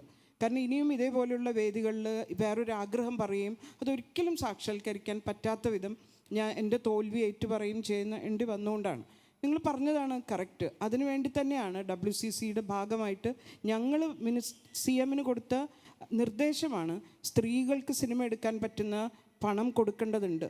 അങ്ങനെയെങ്കിലും അത് എന്നെക്കൊണ്ട് ഞാൻ തന്നെ പോയിട്ട് ചെയ്യുക എന്നല്ല, സ്ത്രീകൾ സിനിമ എടുക്കേണ്ടതുണ്ട് എന്ന് പറഞ്ഞിട്ട് റിക്വസ്റ്റായിട്ട് മുന്നോട്ട് പോയത്. അവസാനം വരെയും ഈ പറഞ്ഞ ആഗ്രഹങ്ങളൊക്കെ ഫൈറ്റ് നടത്തിക്കൊണ്ടിരിക്കുക എന്ന് മാത്രമേ അതിന് പരിഹാരമായിട്ട് ചെയ്യാനുള്ളൂ. ഇല്ലെങ്കിൽ നമ്മളിപ്പോൾ കണ്ട തിയേറ്ററിൽ കണ്ട സിനിമയിലെ പോലെ ആണുങ്ങളുടെ ആഗ്രഹത്തിലുള്ള സ്ത്രീയായിട്ട് മാത്രം നമ്മളിപ്പോൾ ഏറ്റവും അവസാനം ലിജോ ജോസ് പല്ലിശ്ശേരിയുടെ സിനിമയിൽ സ്ത്രീകളെ മാത്രം ഫോളോ ചെയ്താൽ നമുക്കറിയാം എങ്ങനെയൊക്കെയാണ് മെയിൽ സെക്ഷുവാലിറ്റീനെ ഒരു സ്ത്രീ തൃപ്തിപ്പെടുത്തേണ്ടത്. ആ വിധമുള്ള സ്ത്രീകളെ മാത്രം സ്ക്രീനിൽ കണ്ടിട്ട് ജീവിച്ച് മരിക്കേണ്ടി വരും. നിങ്ങൾ പറഞ്ഞ കാര്യം എല്ലാ സീരിയസ്നെസ്സോടുകൂടെ എല്ലാ ദിവസവും കൊണ്ട് നടക്കുന്ന ഒരാളാണ്. That's not that simple. എൻ്റെ പേര് ആഷിഖ് എന്നാണ്. കഴിഞ്ഞ വർഷം 220 സിനിമകളിൽ ഇറങ്ങി. അതിൽ 10-15 സിനിമകളിൽ മുടക്കുമുതൽ കിട്ടിയത്. ഈ ഇറങ്ങിയ സിനിമകളിൽ എത്ര സിനിമകൾ നിലവാരമുണ്ടെന്നുള്ളത് ഞാൻ വിശദീകരിക്കാതെ നിങ്ങൾക്കറിയാം. പക്ഷേ സിനിമകളുടെ നിർമ്മാണത്തിൽ എണ്ണത്തിൽ കുറവ് വരുന്നില്ല. സിനിമാ രംഗത്തുള്ള പ്രേക്ഷകർ, ഈ പ്രിയാനന്ദൻ സാറ് പറയുണ്ടായി, ഇത്തിരി അത്യാവശ്യം കലാമൂല്യമുള്ള സിനിമകൾ തിയേറ്റർ കിട്ടാത്തതോ പ്രേക്ഷകരെ അതിൻ്റെ പ്രദർശനത്തെക്കുറിച്ചുള്ള പ്രതിസന്ധികൾ പറഞ്ഞു. പ്രേക്ഷകരെ സാറ് പറയണ്ടായി അവരെ പോരായ്മ അല്ല എന്ന് പറയണ്ടായി. പക്ഷേ ഈ സിനിമാ രംഗത്തുള്ളവർ പറയുന്നത് പ്രേക്ഷകർ ഈ രീതിയിൽ സിനിമകൾ ഇറക്കിയാലേ സ്വീകരിക്കുന്നുള്ളൂ. പ്രേക്ഷകരുടെ ഭാഗത്തുനിന്ന് പറയുന്നത് ഞങ്ങൾക്ക് ഇങ്ങനത്തെ സിനിമകളെ കിട്ടുന്നുള്ളൂ, അതുകൊണ്ടാണ് ഞങ്ങൾ കാണുന്നത്. ഇതിലെവിടെയാണ് ഇതിൽ യാഥാർത്ഥ്യം? എന്തുകൊണ്ടാണ് സിനിമ ആസ്വാദന നിലവാരം ഈ താഴോട്ട് എനിക്ക് തോന്നുന്നില്ല അത് മികച്ചു പോകുന്നില്ല. കാരണം അല്ലെങ്കിൽ ഇത്ര സിനിമകളിൽ ഇറങ്ങിയാലും നിലവാരമുള്ള സിനിമകൾ വരുമായിരുന്നു, നല്ല സിനിമകൾക്ക് പ്രേക്ഷകർ വരുമായിരുന്നു, ആ ഒരു സമാന്തര സിനിമ മുന്നോട്ട് പോകുമായിരുന്നു. അതിപ്പോൾ ഇവിടെ നടക്കുന്നില്ല. കേരള ഗവൺമെൻറ് തിയേറ്ററിൽ പോലും സമയവും ദിവസവും കിട്ടാത്തതിനെക്കുറിച്ച് നിങ്ങൾക്കൊക്കെ അറിയാം. ഇവിടെ എവിടെയാണ് പ്രതിസന്ധി? പ്രേക്ഷകരാണ് പ്രശ്നക്കാർ, സിനിമക്കാരാണ് പ്രശ്നക്കാർ, അതോ കലക്ക് പ്രാധാന്യം, മുൻഗണനാക്രമത്തിൽ കലക്ക് പ്രാധാന്യം, രണ്ടാം സ്ഥാനം കൊമേഴ്സ്യൽ മുടക്കുമുതൽ കിട്ടുക എന്നുള്ളതിൻ്റെ മുൻഗണനാക്രമം തെറ്റിച്ചുകൊണ്ടുള്ള വെറും കച്ചവടം മാത്രം മുൻഗണന കൊടുത്തുകൊണ്ട് വരുന്ന നിർമ്മാതാക്കളുടെ സിനിമ ബന്ധപ്പെട്ട അവരാണ് പ്രശ്നക്കാരെന്നുള്ളതിനെ കുറിച്ച് പറഞ്ഞു തന്നായിരുന്നു. ഞാനെന്ത് പറയാ, ഇതിപ്പോൾ ആള് ഭയങ്കര കൺഫ്യൂഷൻ. ഞാനിതൊക്കെ തന്നെയാണ് ആലോചിച്ചുകൊണ്ടിരിക്കുന്നത്. ഇതിപ്പോൾ അത് നമുക്ക് പറയാൻ പറ്റില്ല. ആളുകളുടെ ചിലപ്പോൾ നമ്മൾ ഈ പറയുന്നുണ്ട്, നമ്മൾ ഏറ്റവും നല്ല കലാമൂല്യമുള്ള സിനിമയൊന്നും ഒരു പക്ഷേ ഏറ്റവും കൂടുതൽ ആളുകൾ കാണണമെന്നൊരു നിർബന്ധമൊന്നുമില്ല.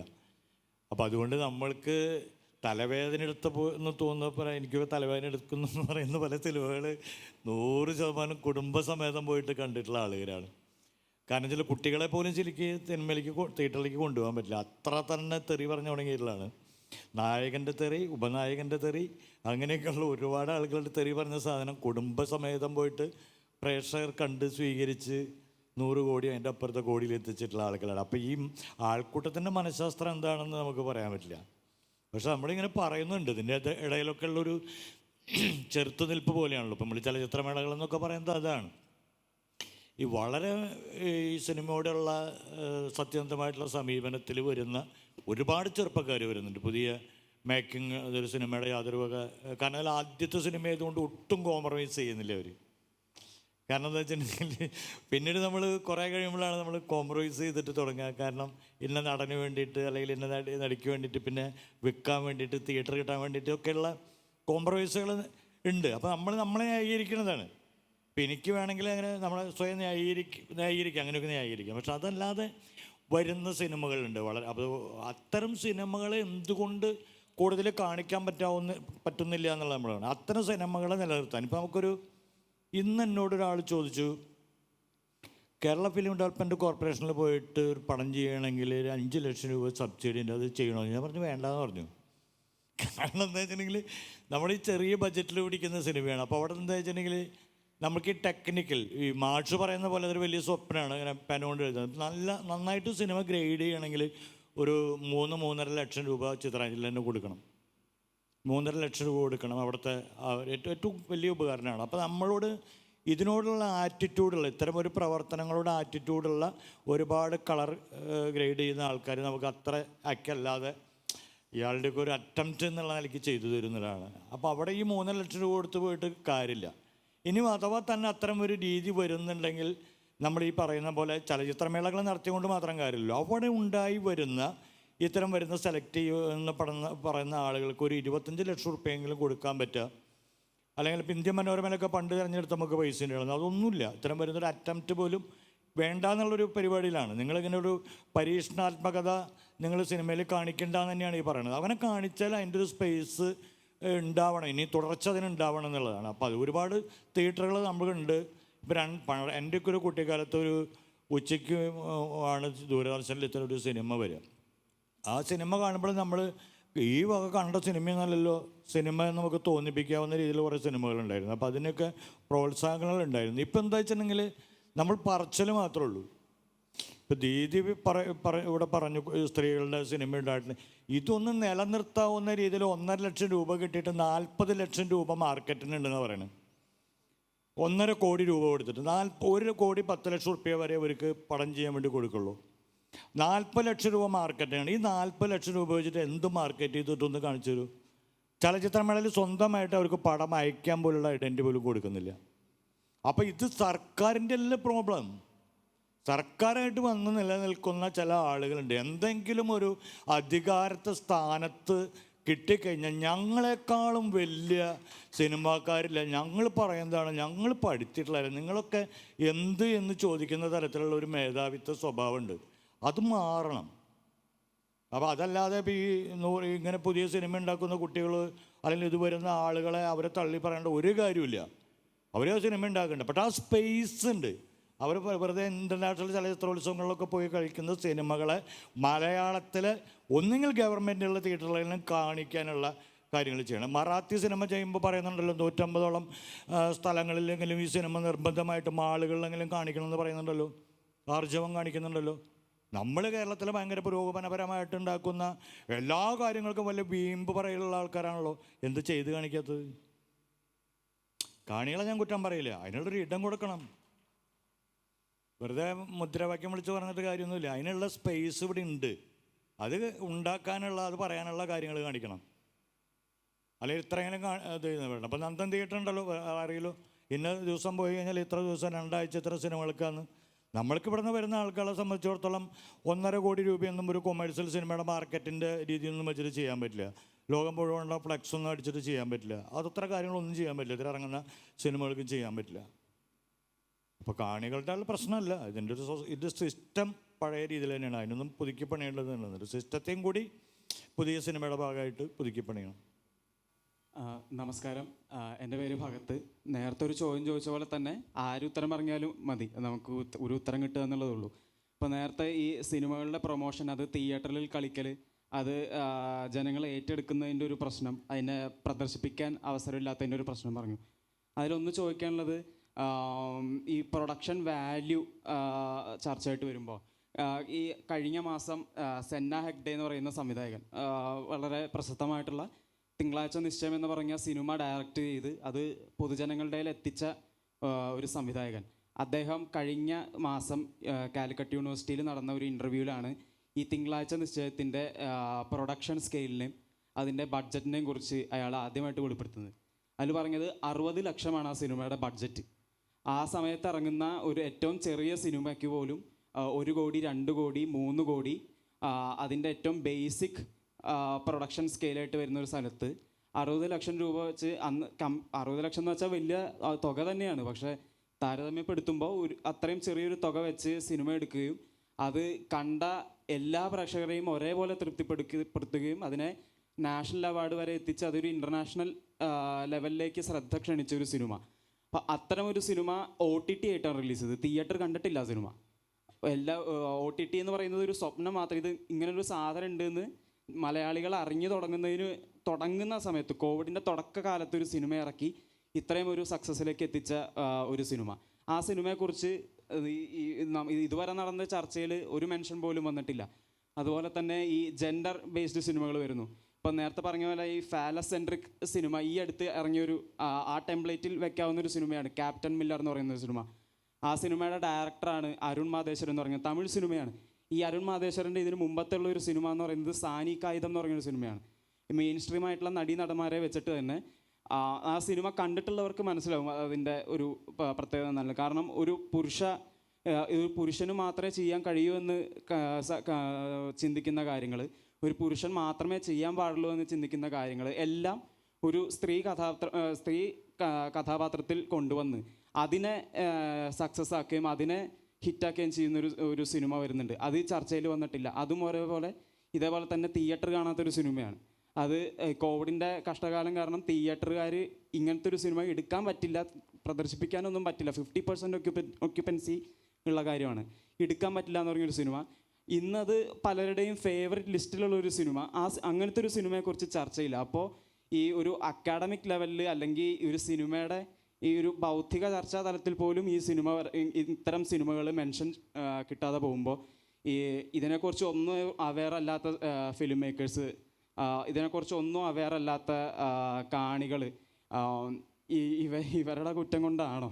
അതൊന്ന് ചിന്തിച്ചതിനൊരു ഉത്തരം കിട്ടിയാൽ നല്ലതായിരുന്നു. രണ്ടാമത്തെ പോർഷൻ്റെ മറുപടി പറയാമെന്ന് തോന്നുന്നു. ജെൻഡറിൻ്റെ നിങ്ങൾ ഈ പറയുന്ന ആണ് ചെയ്യുന്ന പ്രവൃത്തിയൊക്കെ ഒരു പെണ്ണിനെ കൊണ്ട് ചെയ്യിക്കലല്ല ഫാലോസെൻട്രിസിസത്തിൻ്റെ പുറത്ത് കിടക്കുക എന്ന് പറയുന്നത്. അത് ഓട്ടോണമസ് ആയിട്ടുള്ള സ്ത്രീകളുടെ ആക്ട് എന്ന് ഞാൻ പറഞ്ഞത് അതുകൊണ്ടാണ്. നിങ്ങളോട് മത്സരിക്കുക, ആണിനോട് മത്സരിക്കുക, ആണിനെ ഇമിറ്റേറ്റ് ചെയ്യുക, അല്ലെങ്കിൽ ആണിനോട് പ്രൊട്ടസ്റ്റ് ചെയ്യുക, അതൊന്നും അല്ല. പെണ്ണുങ്ങൾക്കൊക്കെ വേറെ പണിയുണ്ട്. അതായത് ഈ പറഞ്ഞ സിനിമകളാണ് ജെൻഡറിൻ്റെ ഈ ബ്രാക്കറ്റിൻ്റെ ഉള്ളിൽ വരേണ്ടത് എന്ന് പറഞ്ഞാൽ അതുകൊണ്ടാണ് 22 ഫീമെയിൽ കോട്ടയം എന്ന് പറയുന്ന സിനിമയും ഫാലോസെൻട്രിക് ആണ് എന്ന് പറയുന്നത്. ഒരു സ്ത്രീയുടെ ജീവിതം in relationship with a phallus എന്ന് പറയുന്നിടത്താണ് അതിൻ്റെ ഫാലസി, അതിൻ്റെ മിസ്റ്റേക്ക് അവിടെയാണ്. നിങ്ങൾ ജെൻഡർ എന്ന് പറഞ്ഞ് വീണ്ടും നിങ്ങൾ ഉദാഹരിക്കുന്നത് ആണിനെ പോലെ, അതായത് ആക്റ്റീവായിട്ടുള്ള ഒരു എല്ലാ കഴിവുകളും ഉള്ള എഫിഷ്യൻ്റ് ആയിട്ടുള്ള അതിൻ്റെ synonym that is equal to male എന്നും, ടിമിഡായിട്ടുള്ള ഭയമുള്ള വിശ്വസിക്കാൻ പറ്റാത്ത ഒന്നിനും കൊള്ളാത്ത എന്നൊക്കെ പറയുന്ന ഒരു ആളെ സ്ത്രീ എന്നും. എന്നിട്ട് ഈ സ്ത്രീ എപ്പോഴെങ്കിലും ആക്റ്റീവായി എന്തെങ്കിലും ചെയ്താൽ അവൾ ഒരു പുരുഷന് ചെയ്യാവുന്ന എല്ലാ കാര്യങ്ങളും ചെയ്യിച്ചിട്ടും നിങ്ങൾ മെൻഷൻ ചെയ്തില്ല എന്നാണ് പറഞ്ഞത്. അതൊന്നും നമ്മളെ അച്ചീവ്മെൻ്റ് ഒന്നുമായിട്ട് നമ്മൾ കരുതുന്നേ ഇല്ല. അതൊരു സ്ത്രീ സിനിമയുമായിട്ട് ഇനി കരുതാൻ പറ്റുമോ എന്ന് എനിക്കറിയില്ല. ഒരു കാര്യം വ്യക്തമായിട്ട് ഈ 22 ഫീമെയിൽ കോട്ടയം എന്നുള്ള സിനിമ ഞാൻ പറഞ്ഞു കുടുങ്ങിയെന്ന് എനിക്ക് തോന്നുന്നത്.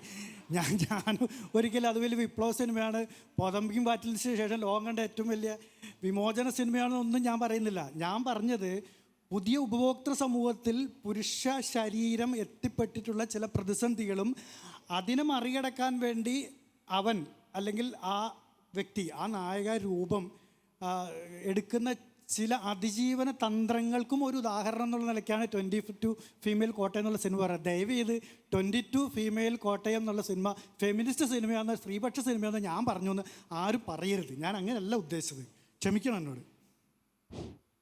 എനിക്ക് GP-യോട് ചോദിക്കുള്ള ശീതളാണ്. ഇപ്പം ഈ പാനലിലിരിക്കുന്ന എല്ലാവരും വ്യത്യസ്തമായിട്ടുള്ള സിനിമകൾ എടുക്കുന്ന ആളുകളാണ്. അപ്പം ആണെങ്കിൽ ഒരു ക്യൂയർ ഫെമിനിസ്റ്റ്, അല്ലെങ്കിൽ ഒരു സ്ത്രീപക്ഷ, അല്ലെങ്കിൽ ഒരു ജെൻഡർ ബേസ്ഡ് ആയിട്ടുള്ള ഐഡിയ പോകുന്നുണ്ട്. പ്രിയഞ്ചേട്ടനാണെങ്കിൽ ഒരു ട്രൈബൽ ലെവലിൽ അല്ലെങ്കിൽ കുറച്ചും കൂടി ഫോക്ക് സ്റ്റൈലിൽ പോകുന്നുണ്ട്. ദീദിയാണെങ്കിൽ കുറച്ചും കൂടി സ്ത്രീ അല്ലെങ്കിൽ ജെൻഡർ എന്ന് പറയുന്നൊരു പല തരത്തിൽ പോകുന്നുണ്ട്. അപ്പം നമുക്കിങ്ങനെ സ്ത്രീ, ദളിത്, ട്രാൻസ്, അല്ലെങ്കിൽ ക്യൂയർ, അല്ലെങ്കിൽ ജെൻഡർ, അങ്ങനെ പലതരത്തിലുള്ള സിനിമകളായിട്ട് പോകുമോ ഇനിയുള്ള കാലം? ഈ പറയുന്ന നേരത്തെ ദീദി പറഞ്ഞിട്ടുള്ള ഈ ഒരു മസ്കുലിനിറ്റിയുടെ ഒരു പ്രകടനം നിരന്തരം നമ്മൾ അനുഭവിക്കേണ്ടതുണ്ടോ? മറ്റൊന്ന്, ഇപ്പം ഈ കുട്ടി പറഞ്ഞ സാണിക്കടിതം പോലെ അതിനെ കമ്പാരിസൺ ചെയ്യാണ്. സാണിക്കടിതവും മറ്റൊരു ക്യാപ്റ്റൻ മില്ലറിനെക്കാട്ടും മറ്റൊരു മോശം സിനിമയാണ് ഇപ്പോൾ അനിമൽ എന്ന് പറയുന്ന സിനിമ. അതിൻ്റെ ഡയറക്ടർ പറഞ്ഞത്, ഞാൻ സിനിമയാണ് എടുത്തത്, അത് കാണേണ്ടവർ കാണട്ടെ, അല്ലെങ്കിൽ വേണ്ട. ഇത് തന്നെയായിരിക്കും ഇപ്പം ലിജോയും നമ്മളോട് പറയാൻ പോകുന്നത്. ഞാൻ സിനിമയാണ് എടുത്തിരിക്കുന്നത്, എനിക്ക് പെനീസിൻ്റെ ഇറിറ്റേഷനോ അതൊന്നും കാണേണ്ട ആവശ്യമില്ല എന്നായിരിക്കും പറയുന്നത്. അപ്പോൾ ഇത്തരം കാഴ്ചകൾ നമ്മൾ കാണുന്നത് ഒഴിവാക്കുകയാണ് വേണ്ടത്. അതിന് സിനിമയാണ് നവീകരിക്കേണ്ടതോ കാണികളെയാണ് നവീകരിക്കേണ്ടതെന്നുള്ളൊരു ചോദ്യമാണ് ചോദിക്കാനുള്ളത്. ഒരു നിരൂപകൻ എന്നുള്ള രീതിയിലാണ് ഞാനത് GP-യോട് കൂടുതൽ ചോദിക്കുന്നത്. മറ്റാരേക്കാൾ അതിന് മറുപടി പറയാൻ പറ്റുമെന്ന് വിചാരിക്കുന്നു. അല്ല, ഇത് ഒക്കെ വളരെ ഇൻ്റർ കണക്റ്റഡ് ആണ്. നമുക്ക് ഇപ്പോൾ കാണി എന്ന് പറഞ്ഞിട്ട് പ്രത്യേകമായിട്ട് എവിടെയും ഉണ്ടാക്കി വെച്ചിട്ടുള്ള ആളുകളല്ല. അത് ഈ പിന്നെ ഓരോ സിനിമയായിട്ട് ബന്ധപ്പെട്ടുകൊണ്ടും അതല്ലെങ്കിൽ സിനിമയുടെ ഹിസ്റ്ററിയായിട്ട് ബന്ധപ്പെട്ടുകൊണ്ടുള്ള അഭിപ്രായങ്ങളെയും അതുപോലെ തന്നെ അതിനോടുള്ള സ്വീകരണത്തെയാണ് ഞാൻ കാണികൾ എന്നത് കൊണ്ട് ഉദ്ദേശിക്കുന്നത്. അത് പൊതുസമൂഹം തന്നെയാണ്. ചിലപ്പോൾ അവർ തിയേറ്ററിൽ ഒരു ജീവിതത്തിൽ തന്നെ സിനിമ കാണാത്ത ആളായിരിക്കും. അയാളുടെ പോലും അഭിപ്രായങ്ങളും അവരുടെ റെപ്രസെൻറ്റേഷനും പിന്നെ അവരുടെ പറയുന്ന കാര്യങ്ങളും എല്ലാം തന്നെ റെപ്രസെൻ്റ് ചെയ്യപ്പെടേണ്ടതുണ്ട്. കാരണം അങ്ങനത്തെ ഒരു വളരെ പിന്നെ ഒരു പബ്ലിക് അരേണയാണ് സിനിമ എന്ന് പറയുന്നത്. ഏതെങ്കിലും ഞാൻ നിർമ്മിച്ചു അതുകൊണ്ട് എനിക്കതിൻ്റെ ഓണർഷിപ്പ്, അത് ചിലപ്പോൾ അതിൻ്റെ ആ കണ്ടൻറ്റിലൊക്കെ ചിലപ്പോൾ ഉണ്ടാവുമായിരിക്കും. അതിലുപരിയായിട്ട് ഇത് ഓപ്പണാണ്. അപ്പോൾ അത് സംസാരിക്കാനും അതിനെക്കുറിച്ചിട്ടുള്ള ഒരു ഇതും നമുക്ക് എപ്പോഴും ഉണ്ട്. അപ്പോൾ നമ്മളിപ്പോൾ പിന്നെ ഈ വ്യത്യസ്തമായ സിനിമകൾ ഇന്ന് ഇപ്പോൾ ഞാനിവിടെ ലിസ്റ്റ് ചെയ്ത് പിന്നെ ഓഫ് കോഴ്സ് ചില സിനിമകൾ അതിൽ വിട്ടുപോയിട്ടുണ്ട്. അത് ഞാൻ തിരക്കിൽ പിന്നെ എഴുതി. അതിൽ ആ സിനിമ എല്ലാം എനിക്ക് എൻ്റെ ഇഷ്ടത്തിൽ ഞാൻ പറഞ്ഞതാണ്, അല്ലാതെ അത് ഏറ്റവും മാറ്റങ്ങളുടേതാണെന്നൊന്നും ഞാൻ പറഞ്ഞില്ല. ചർച്ചയ്ക്ക് ഇതിന് വേണ്ടിയിട്ടാണ്. അത് ചിലപ്പം മാറുകയും ചെയ്യും. ഇപ്പോൾ ആട്ടത്തിനെ കുറിച്ചിട്ടൊക്കെ വേറെയുള്ള അഭിപ്രായങ്ങളും വന്നുകൊണ്ടിരിക്കുന്നുണ്ട്. ആട്ടം പിന്നെ ഇപ്പോൾ ജിയോ അത് സ്ത്രീ വിരുദ്ധമാണെന്നുള്ള അഭിപ്രായങ്ങളും ചില ആൾക്കാർ പറഞ്ഞിട്ടുണ്ട്. അതുപോലെ കാതലത്തെ കോറിനെ കുറിച്ച് പറഞ്ഞല്ലോ. കാതലത്തെ കോറിനെ കുറിച്ച് വളരെ രൂക്ഷമായ വിമർശനങ്ങൾ ക്യൂർ പൊളിറ്റിക്സിൻ്റെ ആൾക്കാർ പറഞ്ഞിട്ടുണ്ടായിരുന്നു. അത് തീർച്ചയായും. പക്ഷേ ഇതെല്ലാം നമ്മളുടെ ഒരു ഓപ്പൺ ഡിസ്കോഴ്സിനുള്ള ഒരു സാധ്യതകൾ ഇവിടെ ഉണ്ടാവണം. അതിപ്പോൾ നമ്മൾ ഏതെങ്കിലും ഒരു സിനിമ കാണാതിരുന്നത് കൊണ്ടോ അല്ലെങ്കിൽ അതിനെതിരെ ഒരു പിന്നെ ഇപ്പോൾ ചില സിനിമകൾ ഓഫ് കോഴ്സ് ഇപ്പോൾ നേരത്തെ പറഞ്ഞ ഈ ലൈവിൽ വന്ന ആളുകളുടെയും അങ്ങനെയുള്ളതൊക്കെ ചിലപ്പോൾ നമ്മൾ കാണാതിരിക്കുന്നുണ്ട്. അതൊരു സമരത്തിൻ്റെ ഇത് നിൽക്കുന്നതുകൊണ്ടാണ്. അത്തരം ആളുകളുടെ ചിലത് പിന്നെ ഈ ഇരയുടെ പേര് വെളിപ്പെടുത്ത ആളുകളുടെ അതൊക്കെ നമ്മൾ തീർച്ചയായിട്ടും ബഹിഷ്കരിക്കുന്നത്. അത് ഞാൻ ബഹിഷ്കരിക്കുന്നുണ്ട്. അത് അതിൻ്റേതായ ബുദ്ധിമുട്ടുകൾ എനിക്ക് ഉണ്ടായിട്ടുണ്ട്, അത് വേറെ വിഷയം. പക്ഷേ അതല്ലാത്ത പിന്നെ രീതിയിൽ നമ്മൾ ഏതെങ്കിലും സിനിമകളോട് ഇതാക്കേണ്ടതിൽ നമ്മുടെ അഭിപ്രായം ചിലപ്പോൾ മാറുകയും ചെയ്യാം. നമ്മളിപ്പോൾ പറഞ്ഞ അഭിപ്രായങ്ങൾ സമൂഹത്തിൻ്റെതനുസരിച്ചിട്ട് പിന്നെ മാറുകയും ഒക്കെ ചെയ്യുന്ന രീതിയിൽ നിരന്തരമായ മാറ്റങ്ങൾക്ക് വിധേയമാണ്. ഇതെല്ലാം തുടക്കത്തിലുള്ള അതേ ഇപ്പോൾ ദീദി പറഞ്ഞ സാമാന്യമായിട്ട് പറഞ്ഞ ചില കാര്യം പൊതുവെ യോജിക്കുമ്പോൾ തന്നെ ചിലതിനോട് വിയോജിക്കുന്നുണ്ട്. അതായത് എല്ലാത്തിനും യാതൊരു മാറ്റങ്ങളും ചരിത്രത്തിൽ ഉണ്ടായിട്ടില്ല എന്ന് ഞാൻ വിചാരിക്കാതെ അതുപോലെ പറയാം. പക്ഷേ ഇപ്പോൾ ഈ പറഞ്ഞ ഇവിടെ ഇപ്പോൾ സ്ത്രീകളുടെ ഇപ്പോൾ പ്രിയം പറഞ്ഞൊരു പ്രശ്നം അതിലുണ്ട്. കാരണം 3 കോടി സ്ത്രീകൾക്ക് വേണ്ടിയിട്ട് 1.5 കോടി വീതം കൊടുക്കുന്നു. അതിൽ 40 ലക്ഷം മാർക്കറ്റിംഗ് എന്ന് പറഞ്ഞിട്ട് അതിൽ പിന്നെയും ഈ പറയുന്ന ഒരു അധികാരത്തിൻ്റെ പ്രവർത്തനം. കാരണം അത് പിന്നെ വലിയൊരു രീതിയിലുള്ള പ്രവർത്തനം വരികയും മാത്രമല്ല അവരെ ഭയങ്കര ഹറാസ് ചെയ്തു എന്നാണ് എനിക്ക് മനസ്സിലാവുന്നത്. ഈ സംവിധായകരെയൊക്കെ തന്നെ സ്ത്രീ സംവിധായകരൊക്കെ തന്നെ ഇനി ആ ഭാഗത്തേക്ക് കടക്കരുതെന്നുള്ള രീതി ചില ആൾക്കാർ ആത്മഹത്യക്കുറിപ്പ് പോലും എഴുതിയെന്ന് വരെ കേൾക്കുന്നുണ്ട്. നമുക്ക് അതിൻ്റെ ഇത് വേറെ വ്യക്തതയില്ല. പക്ഷെ അത്തരം ഒരു പരീക്ഷണങ്ങൾ അല്ലെങ്കിൽ അവരുടെ അത് പലപ്പോഴും അത് അവരെല്ലാം അവരുടെ പ്രിവിലേജ്, അതായത് ഈ സാമൂഹിക പ്രശസ്തിയോ അംഗീകാരമോ അല്ലെങ്കിൽ ഏതെങ്കിലും സ്ഥാനങ്ങളോ അല്ലെങ്കിൽ വിദേശത്ത് നിന്ന് കിട്ടുന്ന ചില അവാർഡുകളോ അല്ലെങ്കിൽ ചിലപ്പോൾ ഇന്ത്യയിൽ തന്നെ കിട്ടുന്ന അവാർഡുകളൊക്കെ എന്തോ ഒരു അധികാരത്തിൻ്റെ വലിയൊരു രൂപമായിട്ട് കരുതുന്ന ചില ആൾക്കാരുണ്ട്. ഇപ്പോൾ നിരൂപകർ എന്ന് പറയുന്നതും അതിൽ പെടുന്ന ഞാൻ വിചാരിക്കുന്നത്. ഞാനടക്കമുള്ള നിരൂപകർക്ക് എന്തെങ്കിലും പ്രത്യേക കൊമ്പുണ്ടെന്നോ അല്ലെങ്കിൽ നിരൂപകർക്ക് ഇതിനെല്ലാം ഒരു ആധികാരികത വരുത്താൻ കഴിയും. സ്വാഗത പ്രസംഗം ഇവിടെ എന്തെങ്കിലും സ്വാഗത പ്രസംഗം ഇല്ലാത്ത നന്നായി. സാധാരണ സ്വാഗത പ്രസംഗത്തിൽ പറയും ആധികാരികമായി സംസാരിക്കും. വളരെ ഏറ്റവും തന്നെ തെറ്റാണ്. അത് ആദ്യം തന്നെ റദ്ദാക്കേണ്ടതാണ്. അങ്ങനത്തെ ഒരു അധികാരം നിരൂപകർക്ക് കൊടുത്തിട്ടില്ല. നിരൂപകർ ഈ പറയുന്ന ആൾക്കൂട്ടത്തിൽപ്പെട്ട ഒരാൾ തന്നെയാണ്. അപ്പോൾ പിന്നെ സിനിമകൾ നമ്മൾ കാണാതിരിക്കേണ്ടതില്ല. ഈ പറഞ്ഞ ചില സമരമുറയുടെ ഭാഗമായിട്ട് ചിലത് ഉണ്ടാവും. അത് തുറന്നു കാണിക്കാനുമാണ്. അപ്പോൾ ആളുകളുടെ ഒരു മാത്രമല്ല ഇപ്പോൾ ആളുകളെ പിന്നെ വളരെയധികം പഴയതിൽ നിന്ന് വ്യത്യസ്തമായിട്ട് അത് എങ്ങനെ നമുക്ക് നല്ലതിലേക്ക് നയിക്കുമോ ഇല്ലെന്നുള്ളതൊക്കെ നമ്മൾ കണ്ടറിയണം. പക്ഷേ പഴയതുപോലെ നമുക്ക് സപ്രസ് ചെയ്യാൻ പറ്റുന്നില്ല.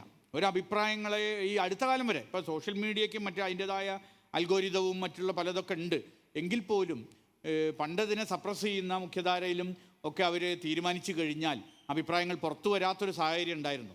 ടെലിവിഷൻ ചാനലുകളും ഇതൊക്കെ അതിൽ നിന്ന് മാറിയിട്ട് ഇന്ന് അഭിപ്രായങ്ങൾ പുറത്തു വരാൻ പിന്നെ ആർക്കും പറയാൻ കഴിയുന്നുണ്ട്. എല്ലാ തരത്തിലുള്ള ഏറ്റവും പിന്നെ വോയിസ്ലെസ് എന്ന് നമ്മൾ കരുതിയിട്ടുള്ള ആളുകൾ പോലും അവരുടെ വോയിസ് ഇപ്പോൾ ഇവിടെ പോലും ഇപ്പോൾ ഈ ലിറ്ററേച്ചർ ഫെസ്റ്റിവലിനെ കുറിച്ച് പോലും വിമർശനങ്ങൾ പിന്നെ ഉയർന്നു വരികയാണല്ലോ.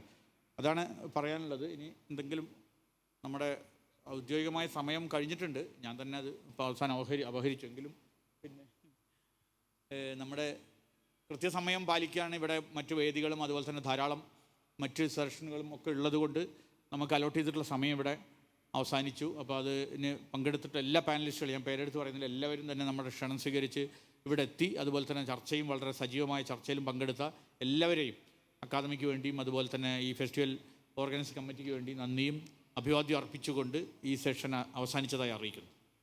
പുതിയ സിനിമ പുതിയ ആസ്വാദകർ എന്ന വിഷയത്തിലുള്ള സെമിനാർ സമാപിച്ചു. അധ്യക്ഷത വഹിച്ച GP രാമചന്ദ്രൻ, പ്രിയനന്ദനൻ, ജിയോ ബേബി, ഐ ഷൺമുഖദാസ്, ദീദി ദാമോദരൻ, ഷിബു മുഹമ്മദ്, എല്ലാവർക്കും നന്ദി.